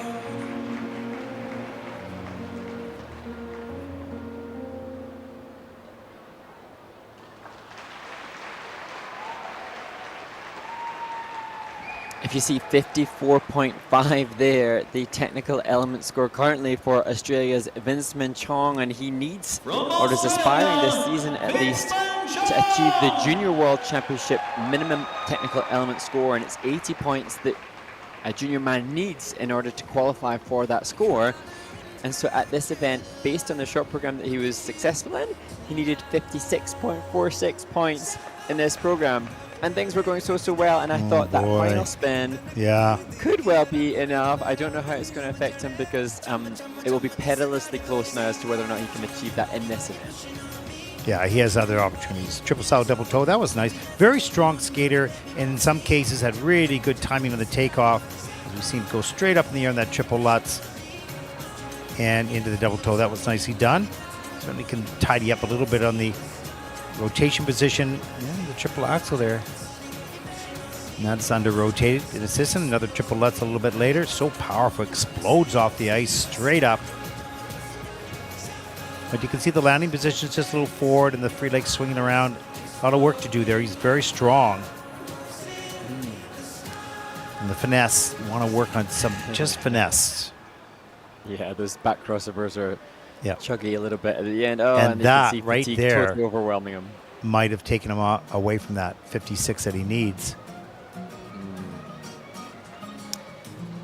But interesting though, Vinceman, he was 11th at the Asian Open trophy, and he had an 81-point scoring short program there.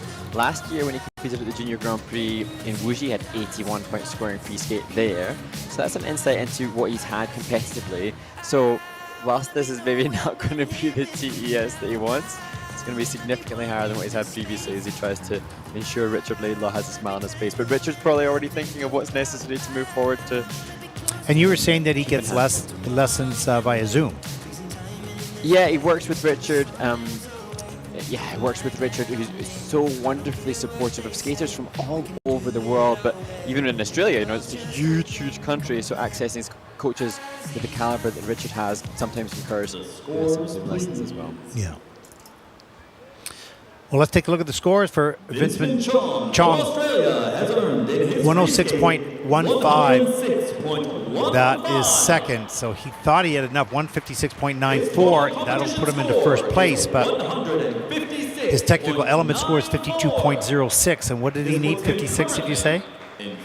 Yeah, he needed 56.46. Yeah, so he's 4 points shy of that. In this event, he'll have other opportunities. Next to skate. Next competitor representing China, Ziyi Li, 16 years old, first Junior Grand Prix season.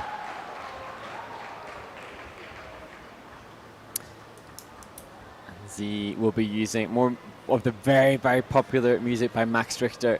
Such a great framework for the free skates for these young athletes, and he will perform to Memory House with triple flip, triple toe as the planned first element for Ziyi Li. The dance, the magic, in some way the contours.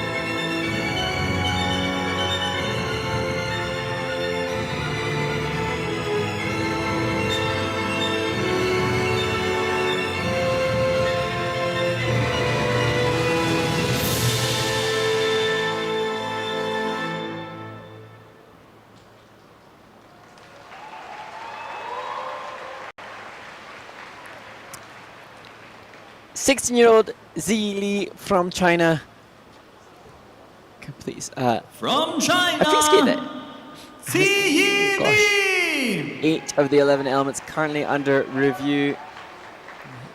A bit of an erratic performance. Remains to see whether or not that will be sufficient for Ziyi Li to stay within the top 10 as the pair teams that were so successful yesterday come out in support of him. Now spotting that they too are on camera. Well, he rotates fast in the Exactly. air, so that's the good news. He doesn't have a lot of air time. He's not strong. He's still a young boy. He's 16, but he hasn't fully developed yet, so he doesn't have that power to explode off the ice. Fast rotator, that's good. He can get around the jumps. And was not a lot of attention to the music. This mostly was a technical program, and that probably will come in time. It's probably not the first thing they were working on, as we saw the triple loop and free leg get swung around. A little bit forward on his landings. Got the free leg back in time there to do the double toe. That was good. Watch how fast he folds in. Nice. Up into the double axle. Just sort of spins off that edge, not lift. Camel spin, pretty good. Not too bad. Nice stretch free leg. Might want to point the toe out a little bit more. Just noticed, Ted, as we're looking back at Ziyi's performance, I think he did 4 combos again, or sequences, and that's what we saw happen to Hannah Bath from Australia, which cost her a medal in the women's event because only 3 are allowed in a junior free skate. Yeah. 2 combos and a sequence. And so then for him, his 7th element, which is currently under review, triple flip, double axel sequence, he will then lose the double axel. That will go off of his score sheet. So all that effort, 3.3 points for double axel, that's wiped. But then furthermore, then that will have other ramifications on the triple flip as well. So Yeah. And you have to... Interesting, that's the second skater we've seen do that. Well, you have to be thinking on your feet and all the different calculations. If you miss this, can I put that somewhere else? And what does it do to this element? So you have to sit with the skaters and go through the different options because they have to take those decisions in the heat of battle. And when something doesn't go to plan, then they say, well, I was supposed to get like 8 points here, but I'm only getting 4 points. So where am I going to put those other 4 points? Well, let me put it on this. But if you don't know exactly where you're going to adjust legally, then something like that happens where you're going to get more tossed out, more problems than if you just left it out. So, yeah, we saw that with Hannah, and that cost her a medal. She's a wonderful skater and had a fantastic free program and wonderful jumping passes and improved program components. But that one decision was costly, right? And for Ziyi Li and the coaching team, you don't really want to consider negative outcomes, but it's practicing for contingencies. It's difficult because you don't want to preempt the skater to believe that, I could be making mistakes and thus need to have a contingency. Yes. Obviously, on occasion, it's a smart move. So yeah. training time. It's a good point, Mark. When do you present that information to them? Because you can clog their brain up, thinking too much during the performance if something goes wrong. On the other hand, you want them to be aware that if this happens, here's your options, right? So, it's a complicated decision. Sometimes I've seen skaters in the past, you can see it's very visibly evident in their brain space when they're performing. Oh my goodness, right, well, I've missed the combo there, so therefore I've got to take it over here. Yeah. And then that, of course, can then consequently impact on the program component scores. And then you're losing in multiple ways. So it's just being really well educated. And that is indeed what this young stage of skater, this is the learning ground. Yeah, it is. And, sometimes you're going to you could break the program spell by overthinking too much. So it's a very fine balance, and those types of things you learn a little bit later on, and when you're more capable of sort of comprehending everything and putting it in your head to be able to make those type of decisions. Generally, when you're maybe 17, 18 years old or a little bit older than that, a coach might sit down and go through all your options. But there's strategy in this game. There really is. It's can you apply that strategy under the pressure of competition at the moment? That's the question. And that's another skill to be learned. Just another one to add to the repertoire. Yeah, huge list. 83.82 for Ziyi Li. That's 7th in the free program with a 135.20 for an overall total competition score and placement of 5th.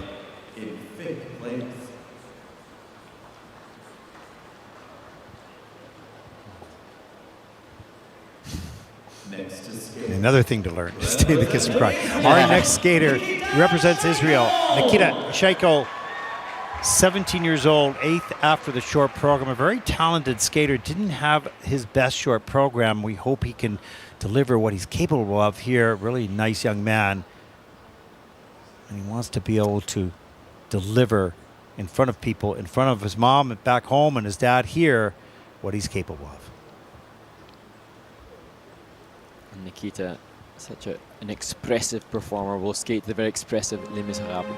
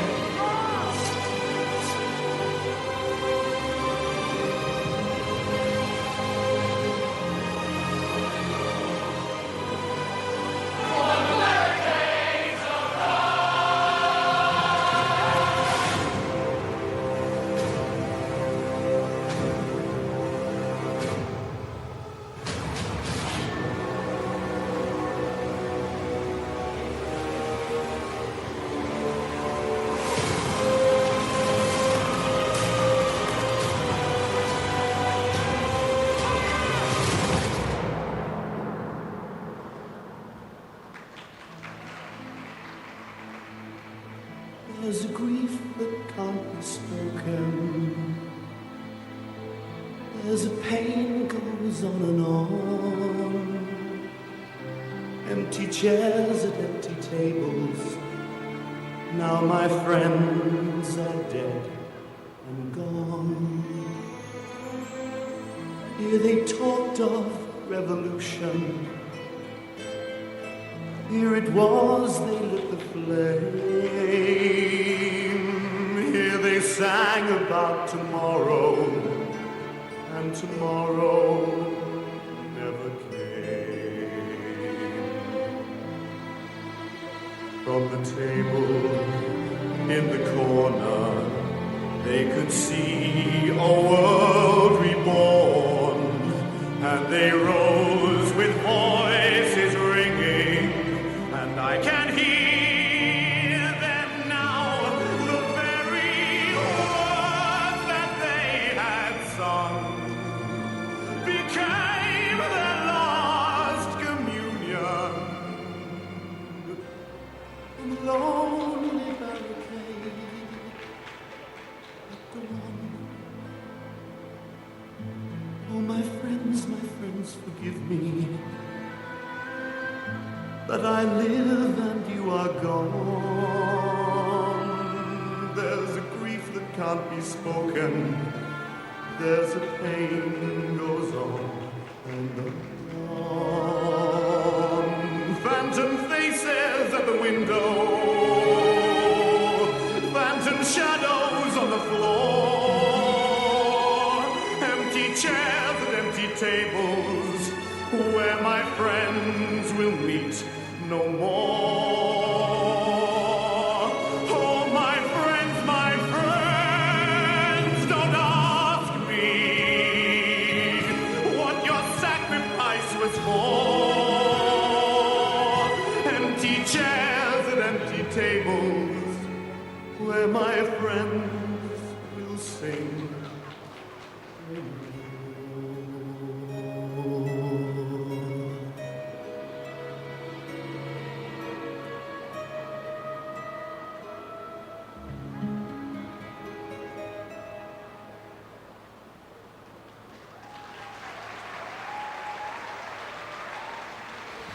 You know, Mark, when I watch this young man skate and you can see him pour his heart out and his emotion and all the technical difficult elements, I really look forward to the day for him to experience the success of both the drama, the emotion, which matching the technical, because he has it all, but he is just in the learning path to be able to put that all together, and he's finding it a little elusive. But I appreciate the fact he doesn't back off of the emotional side in order just to get the technical done. He tries both, and it's very difficult, but he's great, and he's going to be great in time. Yeah, and Nikita has had a bad back through the off-season, so couldn't jump for a few months. That perhaps indication as to why he's having this. But for me, what I'm so fascinated by is that both Nikita and his brother Kirill, as we see this triple axel, they both bring heart and passion to their performance. And you wonder, is that taught, or is that obviously their siblings, so they share the same parents? Is it inherent in their being? Is it Igor Chineyev, the choreographer? But I appreciate so much their soul on the ice. Yeah, so do I. And you know, it poses more problems for them technically because it's so much energy and psychological output. It makes it way more difficult, but way more rewarding when it all comes together. That hasn't happened necessarily yet, but I believe it will for both these boys.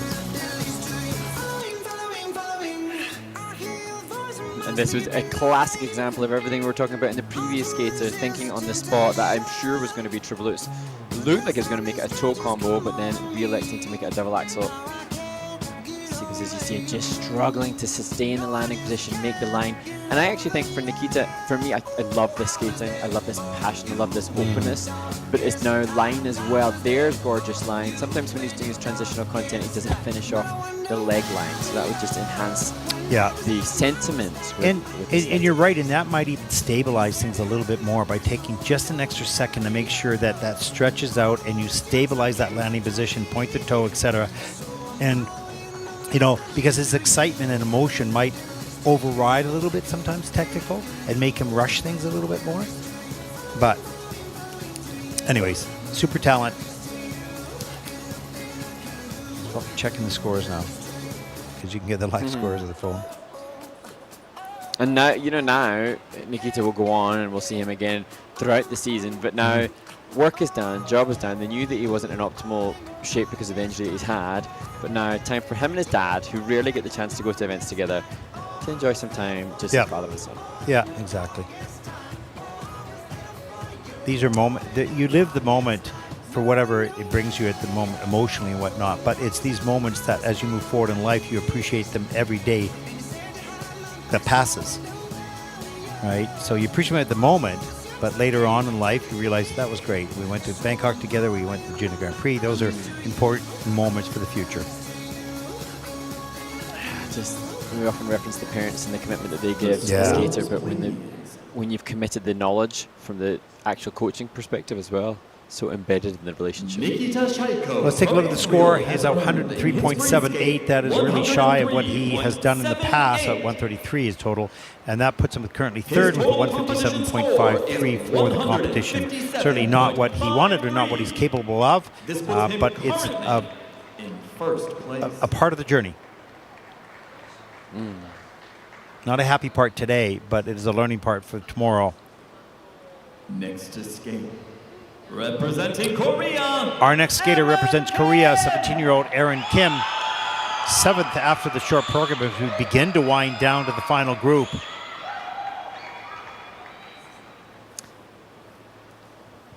Aaron achieved the goal of a clean short and making it to this point in the competition after the short program. So today is a bit of fun, and that's the motivation that his coach Sean has given him for this performance to My Way by Frank Sinatra. And now the end is near, and so I face the final curtain. My friend, I'll say it clear, I'll state my case, of which I'm certain. I've lived a life that's full. I've traveled each and every highway, and more, much more than this. I did it my way. I planned each charted course, each careful step along the byway,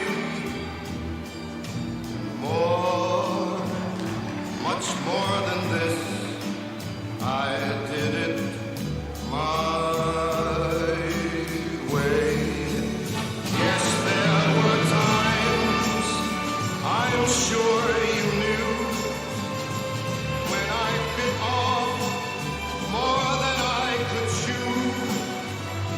But through it all, when there was doubt, I ate it up and spit it out.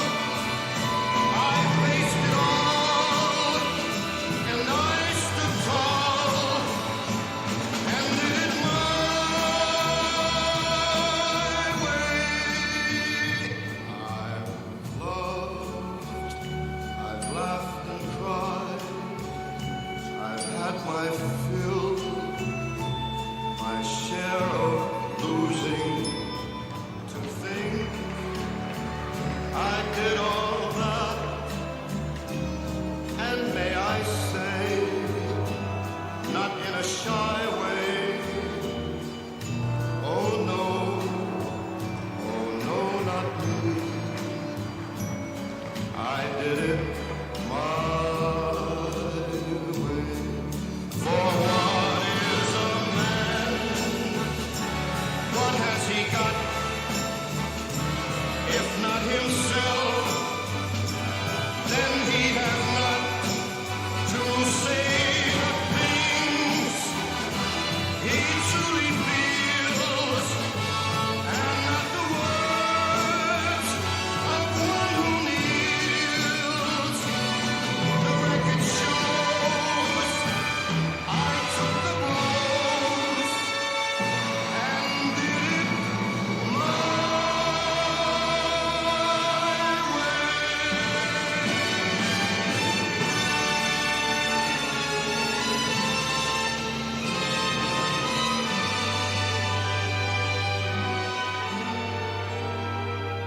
Yes, it was my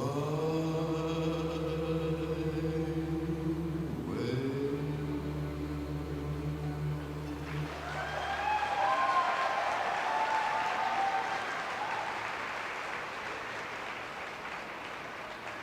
From Korea, Well, Aaron Kim from Korea, we acknowledge that he had the goal achieved in the short program of a clean skate and finding himself within the top 10, just outside the top group after the short program. Perhaps the motivation just to try to enjoy that performance derailed his brain space, but you can see still. Yeah, he's got a sense He of is a humor. character. He just lost his legs. He just did not feel his body at all, and that happens sometimes. You know, maybe in practice you're zoned in and you're relaxed or whatever, but when it goes wrong at a pressure moment and you need those, look at that. Oh, I should have slowed it down a lot. He just over-rotated his upper shoulders way earlier, but the triple loop, that was reasonable. That was okay. That was the first jump, maybe the only jump that was really coordinated. Here's the triple flip, too far inside with that pick. Lands on the outside of the boot. There's a hard fall again. And I didn't put all falls in here, obviously. Not the right thing to do. And there's the flying camel with the heel feature in that spin.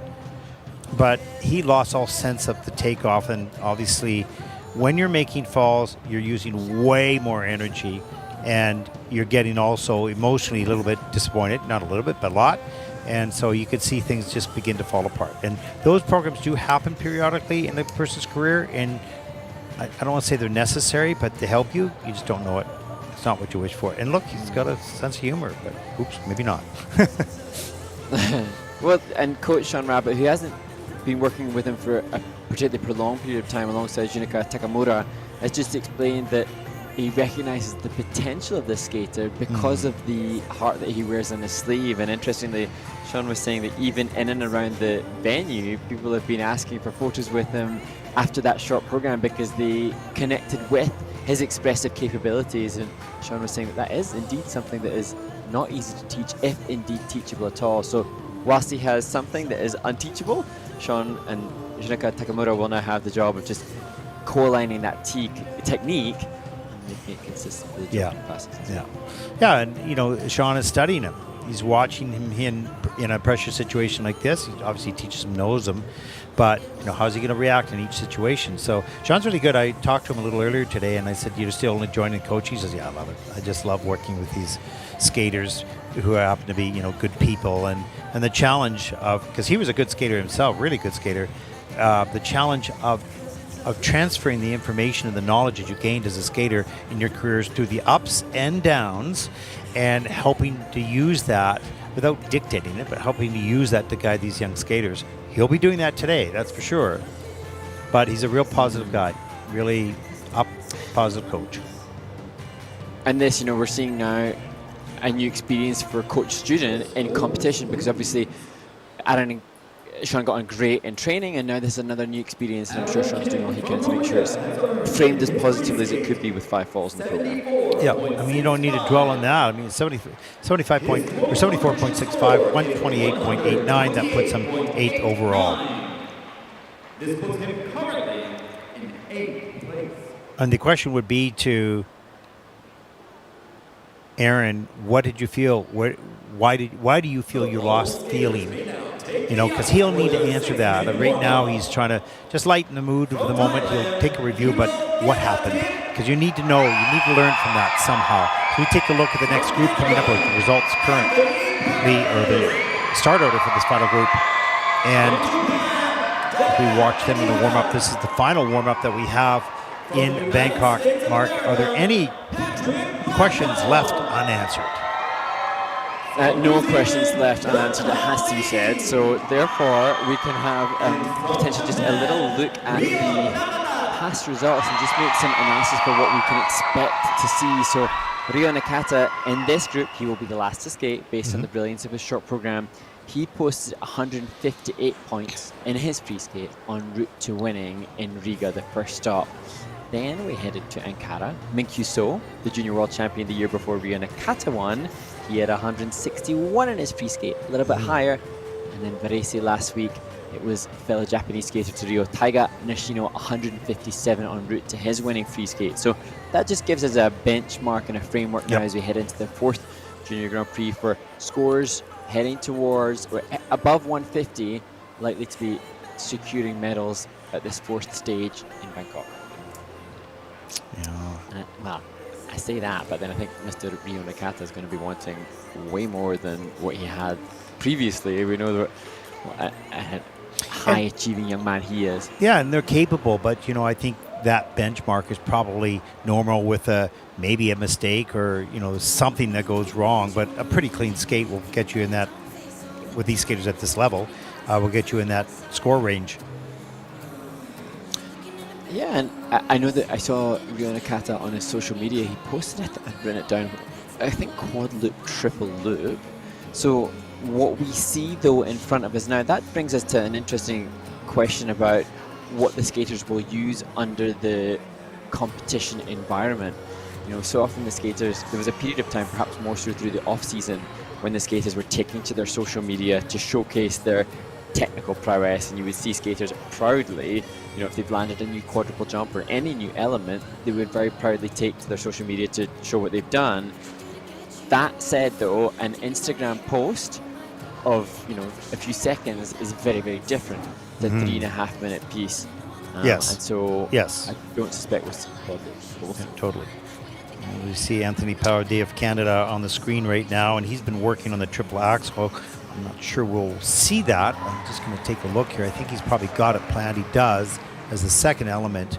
We'll see if that materializes, and it's in construction. So he's done them. We've seen them, but it's still in construction for consistency, of course. But a lot of Anthony's skating depends on his emotional commitment to the music, and that comes first for him. That he will not give that up, and we'll see a different type of piece for him. Usually, it's quite dramatic and sometimes a little dark, but this is a classic piece he'll skate to, so we'll see a little bit of a different approach by Anthony Paradis of Canada. Yeah, it's a whole metaphor of life, a thunderstorm, and he starts with the sounds of birds and light and rain, then switches to big thunderstorm in the end, and always somebody that's so eager to take a storyline into his work to help portray better than he wants to. Yeah, I just noticed.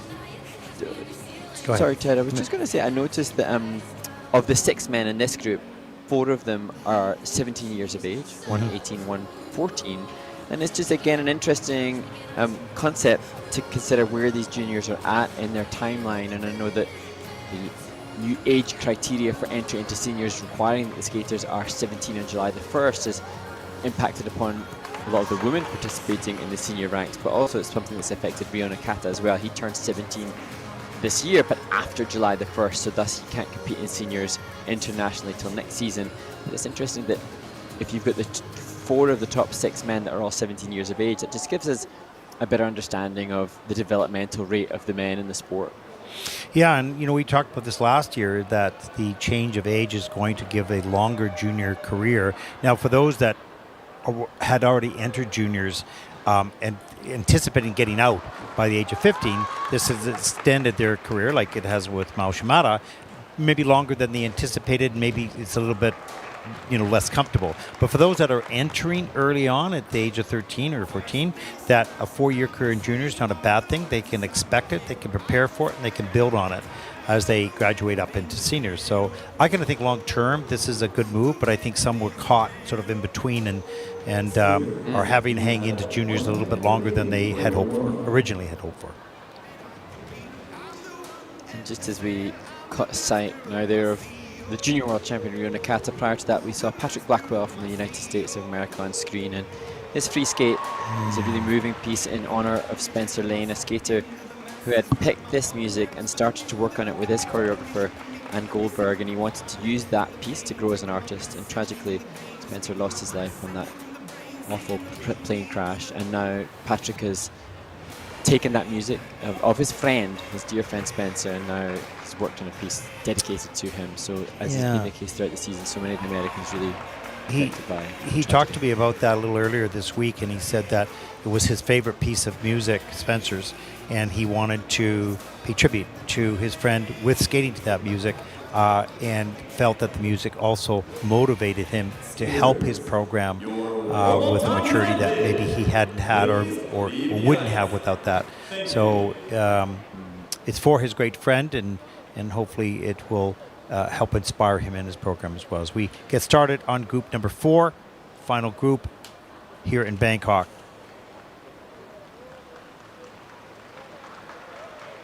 And there'll be a battle for medals and for points. The junior group for the junior Grand Prix final. Pardon me. Representing Thailand, Our first Hiro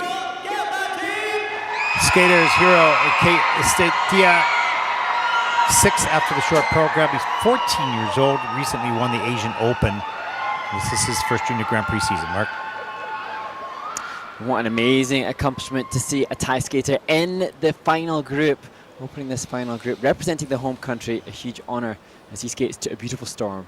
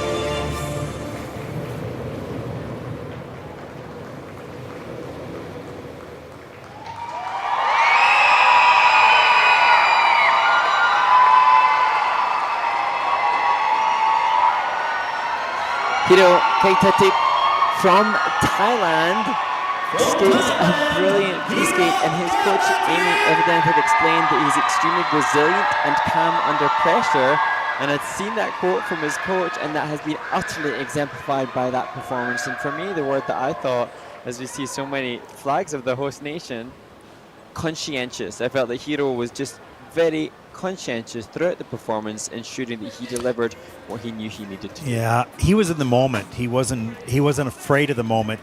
He engulfed that moment and took advantage of it all the way. Solid on technique, connected to the music. We'll take a look at some of the elements in this program. That opening, here it is, triple Lutz. Look how fast he's into rotation, all the way around easily. Soft knees, reaches back, triple toe loop, no problem. Plus GOE. There's the triple flip. After that, up into the double toe. Once you get into that feeling that you've got the timing on the takeoffs under control, which he did all the way through this program, it's smooth sailing. Triple Lutz, double axel, double toe. The perfect amount of attack, but patience. It was an equal combination of aggression when necessary to secure what he needed, but timing staying the same, as I imagine he does in practice. Yeah, it's interesting. Out of his 11 elements, 7 were under review, but the first 5 jumping passes were all clean and cleared by the technical panel very quickly. So that's nice. You know, usually when they look, they find something, but not in this case.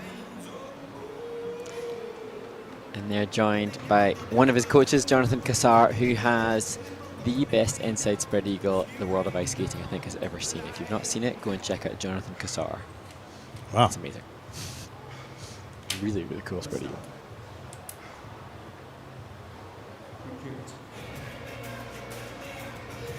Isn't it funny how each skater can have their own highlight move? If Jonathan could gift his spread eagle to each of his students, then that would be the choreo sequence of dreams for many of these athletes. Don't gift it. You can sell it. I mean, you know, there's money made in those beautiful spread eagles. Come on.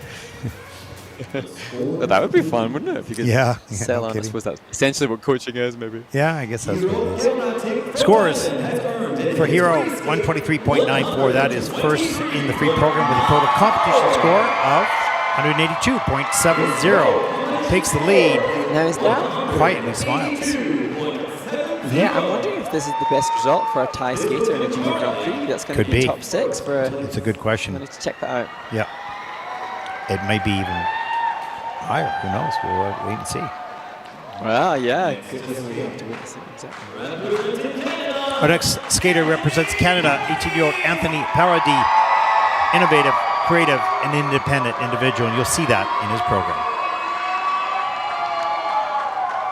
As I said, this concept is a thunderstorm, is a metaphor for life. As he skates to Largo, shares what it would be batch.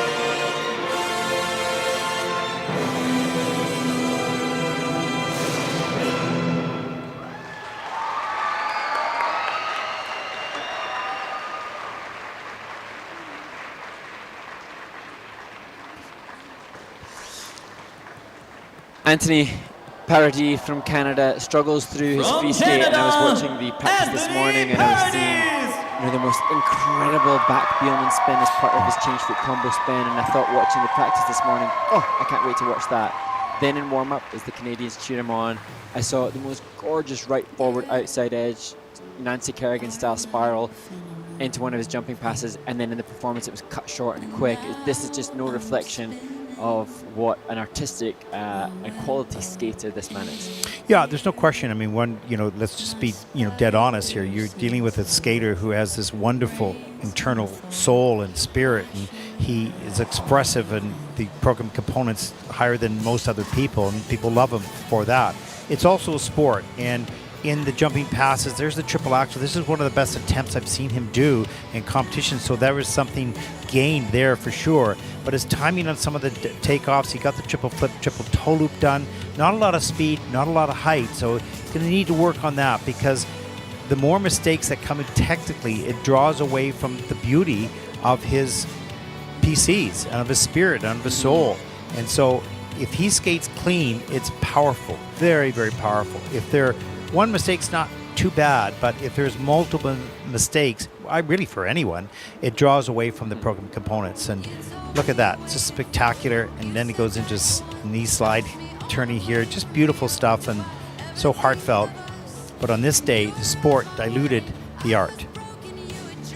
Yeah, and they're losing the camel spin, so he's going to struggle within the context of the rules. He might be able to manage the camel spin here in the back camel, but to some extent, the artist that Anthony Paradis can take, stock from his own concept of this metaphor of life. And he said that the sound of the Allegro at the beginning with the birds and the rain, that's like being a child when you're happy, and then the thunderstorm too is him facing heartbreak and challenges. And unfortunately, on this occasion, there's some challenges in this skate, but I look forward to seeing it clean. Oh, for sure. And you're not going to get through a career in skating without struggles.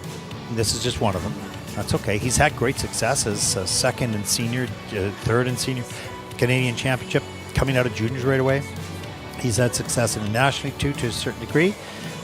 So this is just part of that pathway, and the sport part cannot let down the art. And so you both have to work together. He has the art. This is what, he's fine in that area. It's a sport part that needs some work and some experience, and he's gained it here. 111.32 for Anthony Paradis of Canada. That's second in the free program with a total competition score of 181.39. That'll put him, at least for the moment, overall in second place. This puts him currently in second place. He'll still match his best Junior Grand Prix placement despite the skate. So. Yep. Our next competitor represents Japan, 17-year-old Daya Abahara. Won the bronze and a fourth place finish last year in the Junior Grand Prix. So what does he have this season? We'll find out right now in the free program. And Daya finds himself off the podium place after the short program, but just a quarter of a point adrift from third place.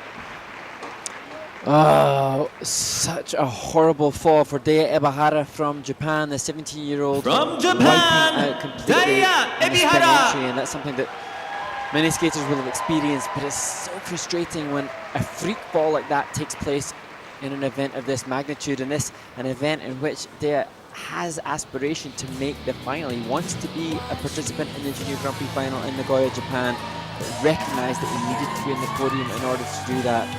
It remains to be seen as to whether or not that will be possible, but certainly he's lost points, easy points for a skater of this caliber. Yeah. Good to see the coach smiling, laughing about it. He was making it very difficult for Patrick Blackwell, who will skate next and most way through that program, but then a couple mistakes creeped in. You see that fall. Here's the triple axel. Gets that done. And the triple loop. He was pretty solid most of the way through this program. Near the end, he had a couple of mistakes. Triple flip, triple toe, another triple lutz. Look at the distance in the air. Triple toe loop, beautiful.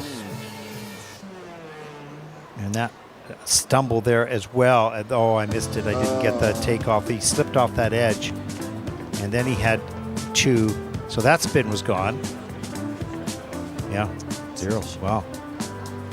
So what would he have had? But you know what? You have to admire that reaction. They've just seen that. He's just lived the experience. He's felt the pain. Yeah. He's just seen the reaffirmation of it on screen, and then putting it in context, smiling and laughing.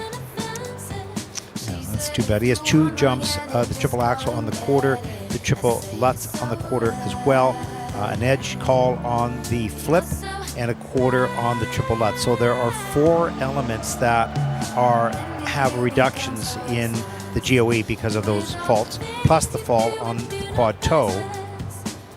So he has left a fair amount of points on the table, but it's up to Patrick Blackwell now.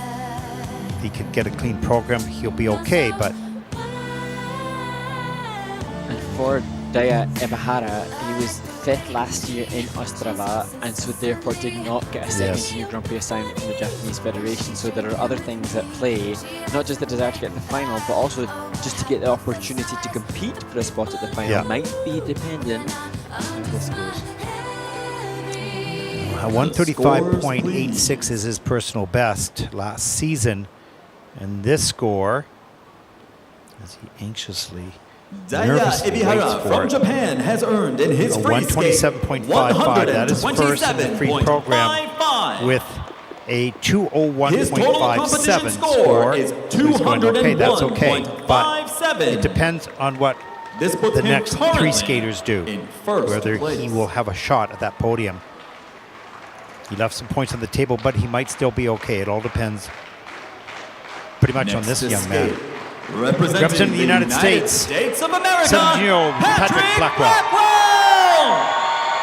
Currently in 3rd place. Dynamic skater. He's powerful. He's got the quads and the triple axle. He'll open up with a quad toe, triple toe. It's planned. And as we mentioned in warm-up, this free skate, a tribute and testament to his dear friend Spencer Lane. He skates to Autumn Moon, Warriors, and Polaris.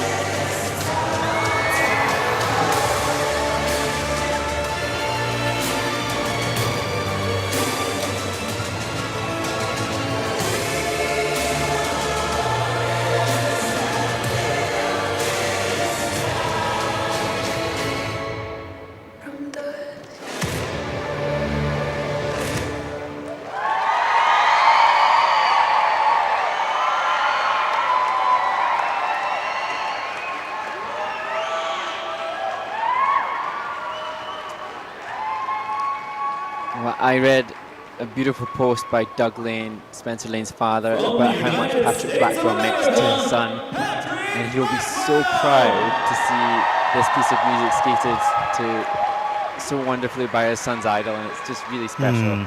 And to me, we'll go on to it, sorry. No, I wondered when Patrick took his position and he looked up to the sky, what was going through his mind right at that moment. We'll see that in his opening pose. Go ahead, Mark, sorry. Well, I was just going to say, I mean, to me, honestly, from a skating perspective, Patrick is not what I crave to see in ice skating. He's not got refinement, he doesn't have line, but he has energy and he has passion. And I also think from what I've seen in and around the Junior Grand Prix series, and even at events where he's not attending, Patrick is a guy you want on your team. He seems like a really good young man that supports other people, and a wonderful young man. And so he might not have line, he might have quad to triple toe and no aesthetic beauty to his movement, but I champion the human that he is. You know, it's important to have certain body lines. You don't have to have all body lines like a ballet dancer, but there's room for improvement here for sure. He's an athlete. You see that in his performance. He's passionate. He's really a good jumper. Look at that quad toe. And there's that pop. He just got a little anxious and rushed that timing. And triple axel later in the program. There. Yeah, and you know, finishing the body line on the landings, true enough. That should be there. There's that back flip. That takes a lot of energy. And go ahead. Sorry, Mark. Well, I was just going to say, there were a couple of occasions before the first triple axel and thereafter the backflip where just, for Patrick, he's such an athlete, he's such a dynamic sportsman, just probably trying to motivate Patrick to keep developing time to work on his edge work, his ankle and depth of knee. But, you know, that's what makes the skater so different. And Patrick, whilst he has those areas to work on, he is undoubtedly the best skater that we've seen thus far. Yeah, totally agree. And he's got certainly work to do, but he's also got a lot of work already done. His score for the free program is 147.94. Of course, that is first, with a total competition score of 222.17. He stands first. Two skaters to come. And he's happy with the performance and the number. He's on the podium. Is it silver? Is it bronze? Maybe you never know. Is it gold? Representing New Zealand, Yan Hao Lee! Yan Hao Lee, 17, had a great season last year, and he continues to grow as a performer and as a sportsman. He needs a 147.03 to take the lead. And we've just seen an athlete in Patrick Blackwell, Yan Hao Lee, more the artist, but will rely and need strong technical content to stay in at least the silver medal position in this free skate.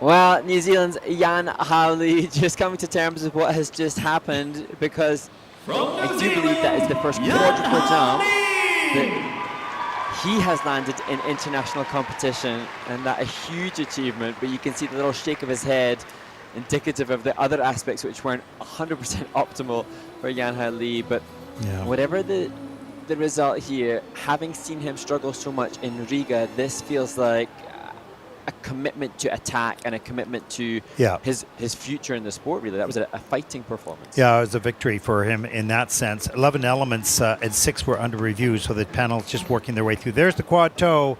That was nice, and it might have been, as you said, the first one he's done in competition. He follows that up with the triple axel, rides off that edge, great lift, and great distance in the air. You can see this. Look at this back layback in here. That's amazing. It's a beautiful position and nicely centered partway through the program. Second triple Lutz, but this was more problematic. Too far forward, and he slips off the toe picks, and that's to take the fall. Gets back up on the program. The second triple Lutz, he hangs on barely up into 2 double axles. And then his flying camel at the end of the program. Nice arms there. Grabs the blade. This is in level 4, his final element. 146.84 is his personal best, but his season's best is 127. He's going to beat that for sure. I like the fact, Mark, that he is passionate about PCs and about technical. He's pushing the limits of himself, and he knows this is just 1 year in a journey. So if he doesn't make that effort now, when will he develop his artistry and his technical together and put it out there and try it? And he had a tough time in Riga, but much better time here. Progress made. Huge shout out to Best Cal for supporting him through. The defending champion here coming back, but hopefully they'll have a bigger long-term athlete development plan for the skater. He is more akin to the likes of a Jason Brown in terms of the spinning quality and the line that he has. But they obviously know that nailing that quadruple jump was a poignant seismic importance for him moving into seniors and beyond to medal podiums at international senior events. And 17, he's still very young for a male skater, and he's right on course here. His timeline is good for what he's able to do at this moment, both creatively and also technically at the age of 17. Made great strides from last year to this year. And so his journey is in a upward climb. He's moving towards his vision and his goal and his dreams, perhaps. Sorry, go ahead, Mark. I was just going to say, obviously, the enormity of the win at this event 12 months ago, was huge. He might not win. He's unlikely to win with that skate, but it's still a huge achievement from a skater from New Zealand who trains in New Zealand to podium this year. Season's best, 135.14. That's second in the free program, and a 210.29. That puts him second overall. He'll be on the podium, but it'll be a bronze as Patrick Blackwell moves ahead with his great skate. I have a feeling that these 3 men that will be on the podium will be around for a number of years and provide some great and exciting competitions. Our final competitor, Ryo Nakata, the leader after the short program and the world junior champion. And this world junior champion really has it all. He has the quadruple content, he has the skating skill, and he has kind of burning fire of intense passion in his performances, and that appropriate for this track, Gladiator.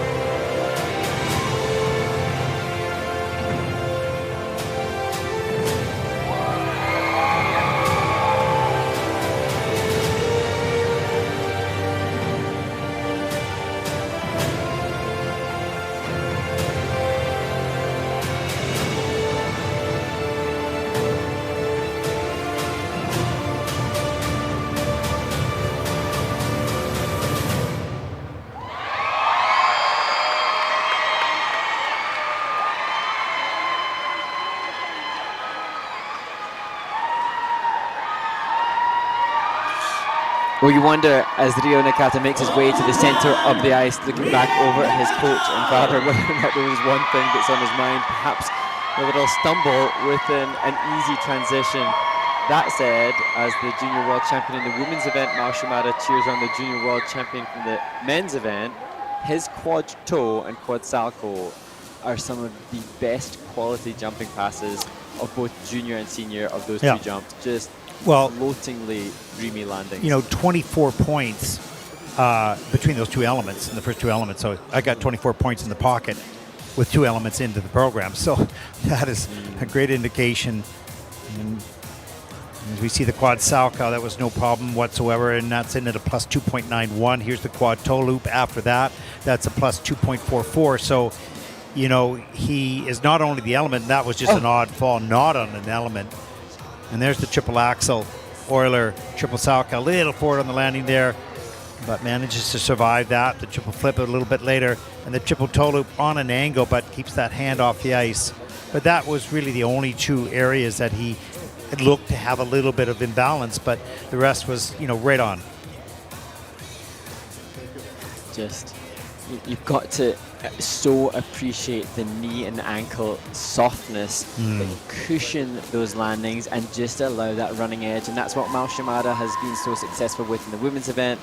And there, now, he showcased this in Riga when he was in Riga as well. That little towel, I think it's a baseball player, but I need to double check that. Okay. Anyway, yeah.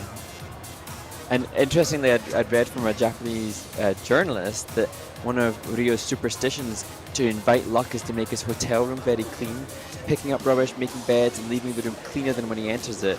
And this is what I've been told, is that he believes that's how luck finds him. And I thought that's a fascinating insight into this young man.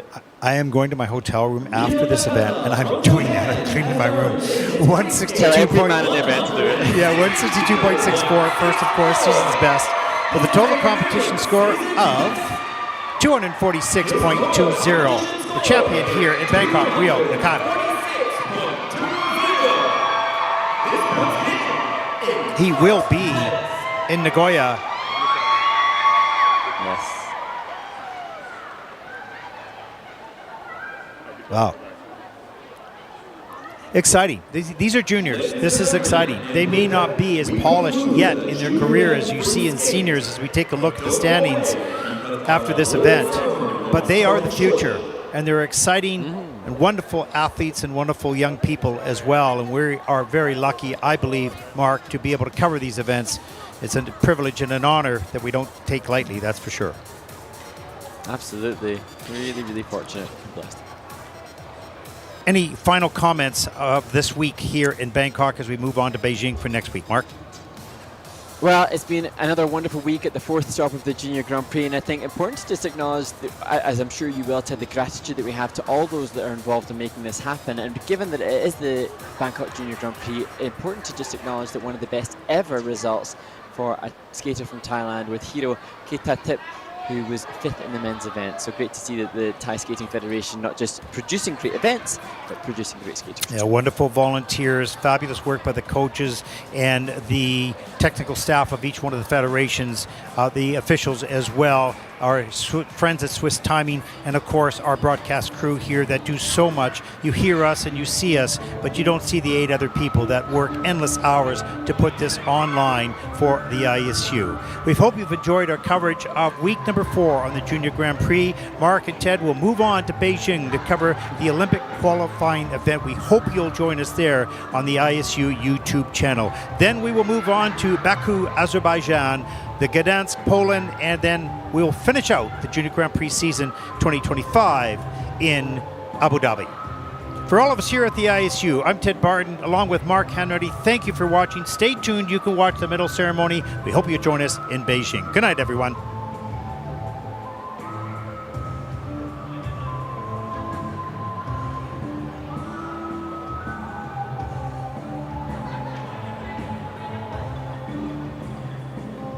Ladies and gentlemen, we would like to welcome Ivan Lysenchuk, an Olympic gold medalist from 2010.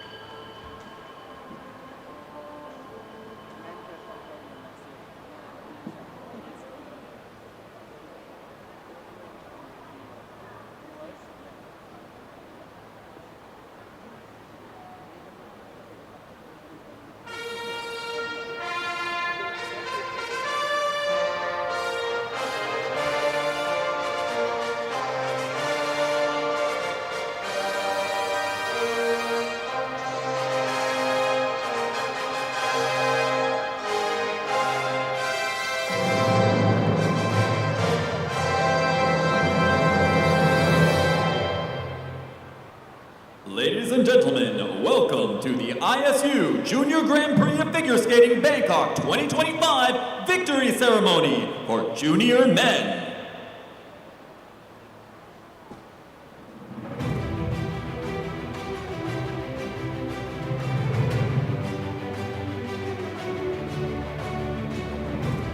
In third place and winner of the bronze medal from New Zealand, Yan Hao Lee.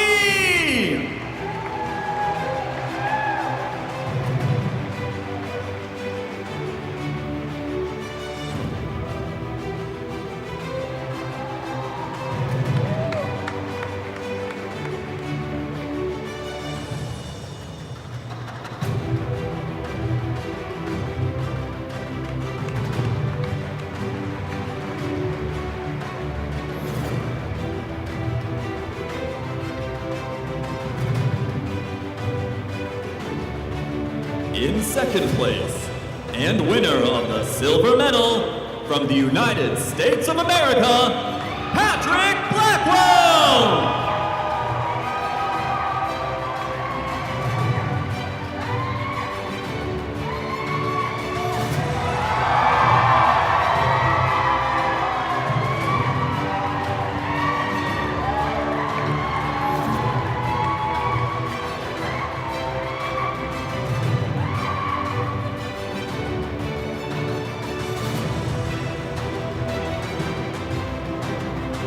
And in first place, winner of the gold medal from Japan, Ryo Nakata!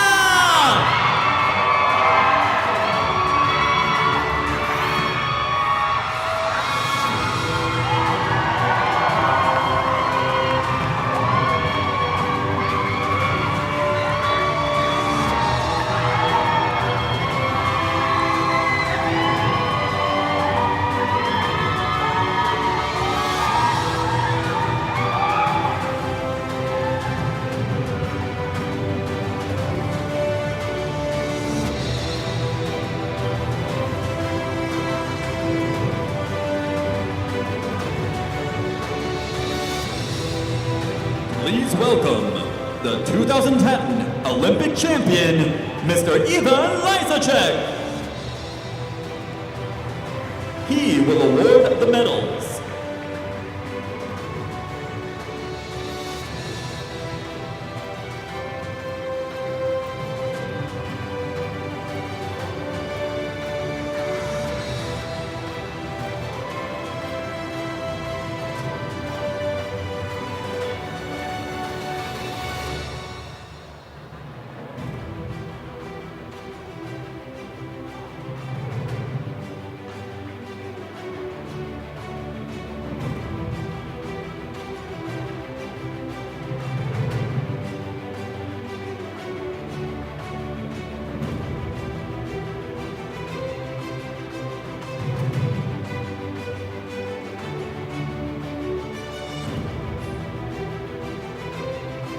Please welcome the former Deputy Commerce Minister, Mr. Songkram Kitlan Pairot. He will award the gifts.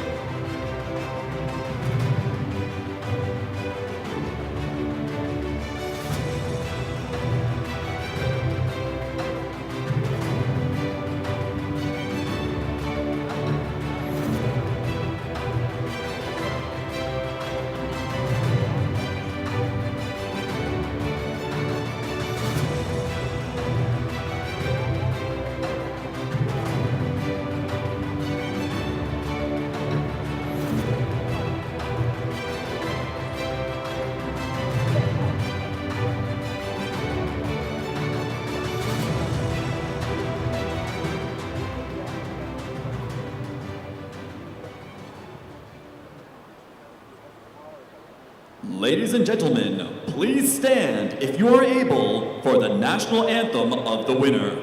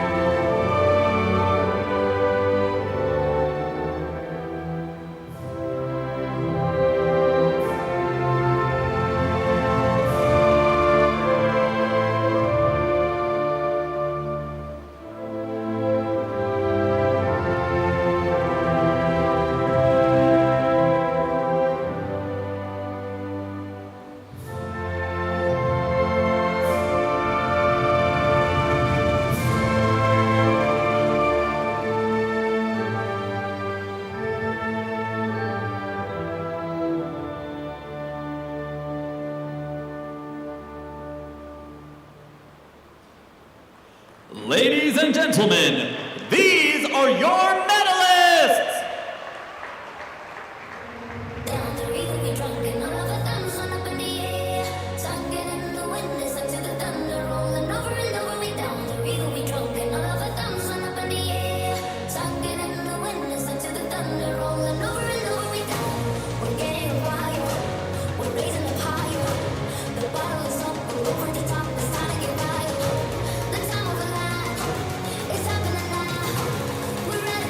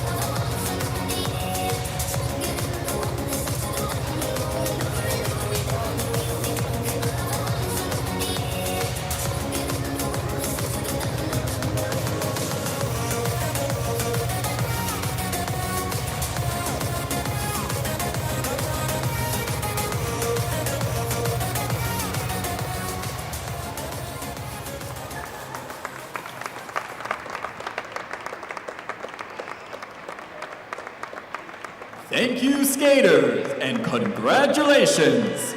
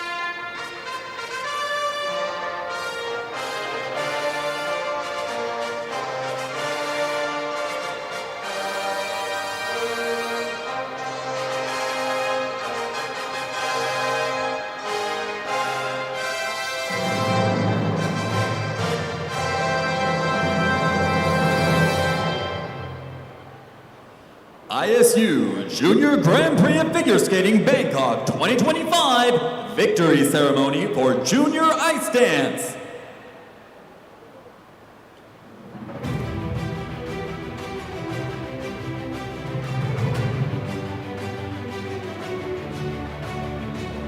In third place, and winners of the bronze medal, from France, Lia Hien and Louis Marescon.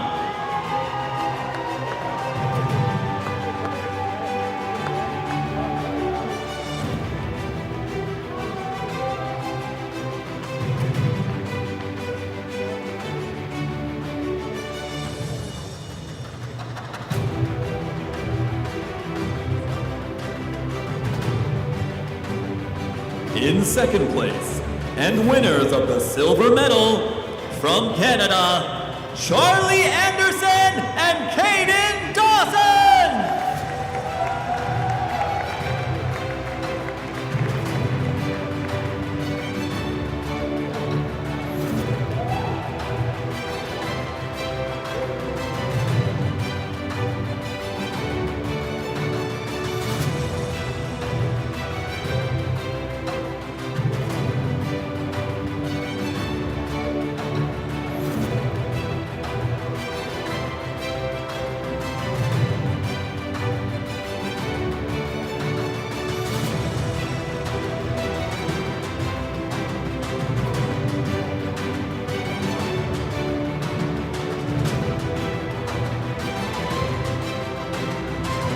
In first place, and winner of the gold medal, from the United States of America, Hannah Maria Aguan and Daniel Veselukin!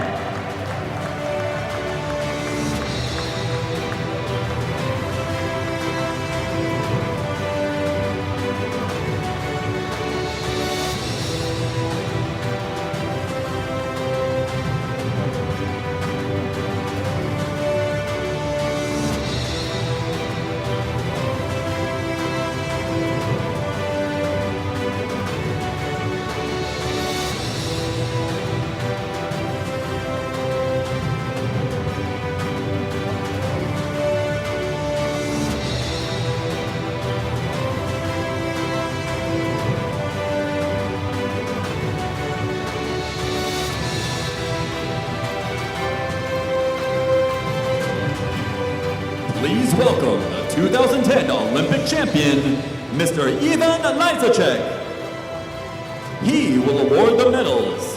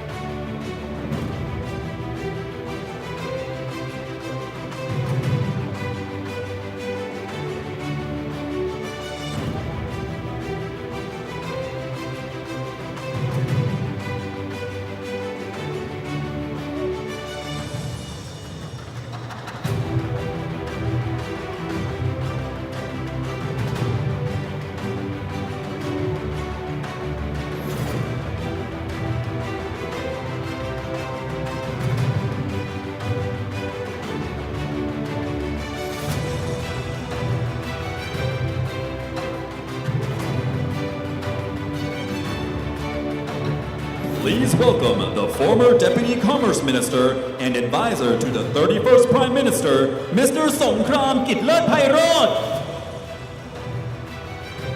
He will award the gifts.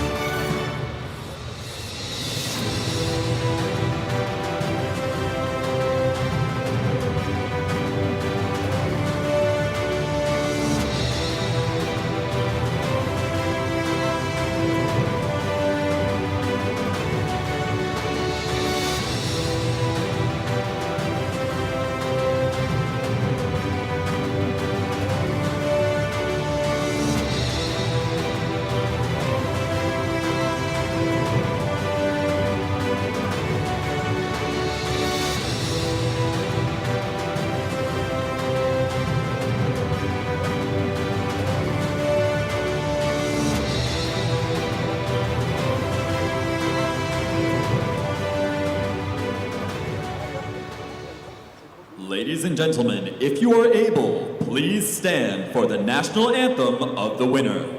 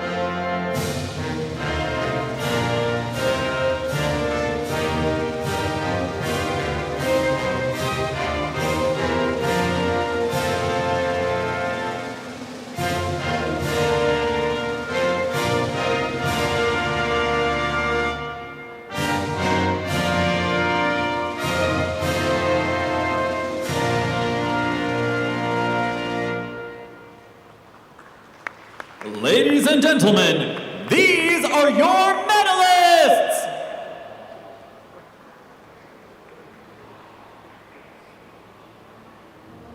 Down the river we drunk and all of our thumbs went up in the air.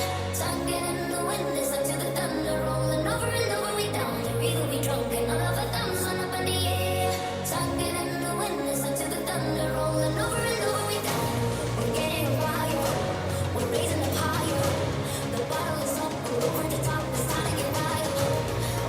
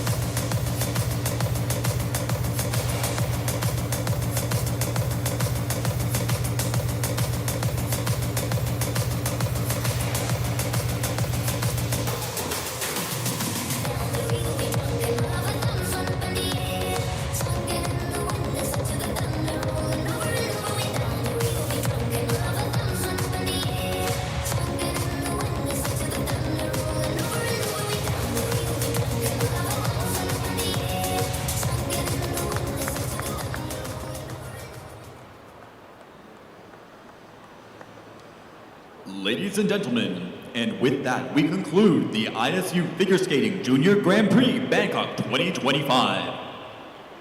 We would like to extend a huge thank you to everyone who has made this event possible.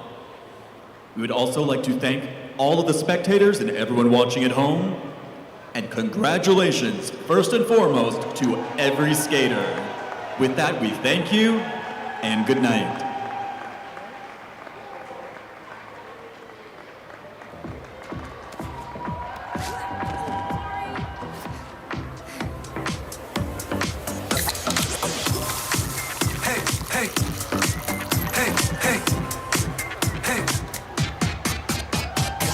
Don't want you, need you, yeah, I need you to fill me up. 마시고 마셔봐도 상해졌지 않아. Got a feeling that, oh yeah, you could be everything that I need. This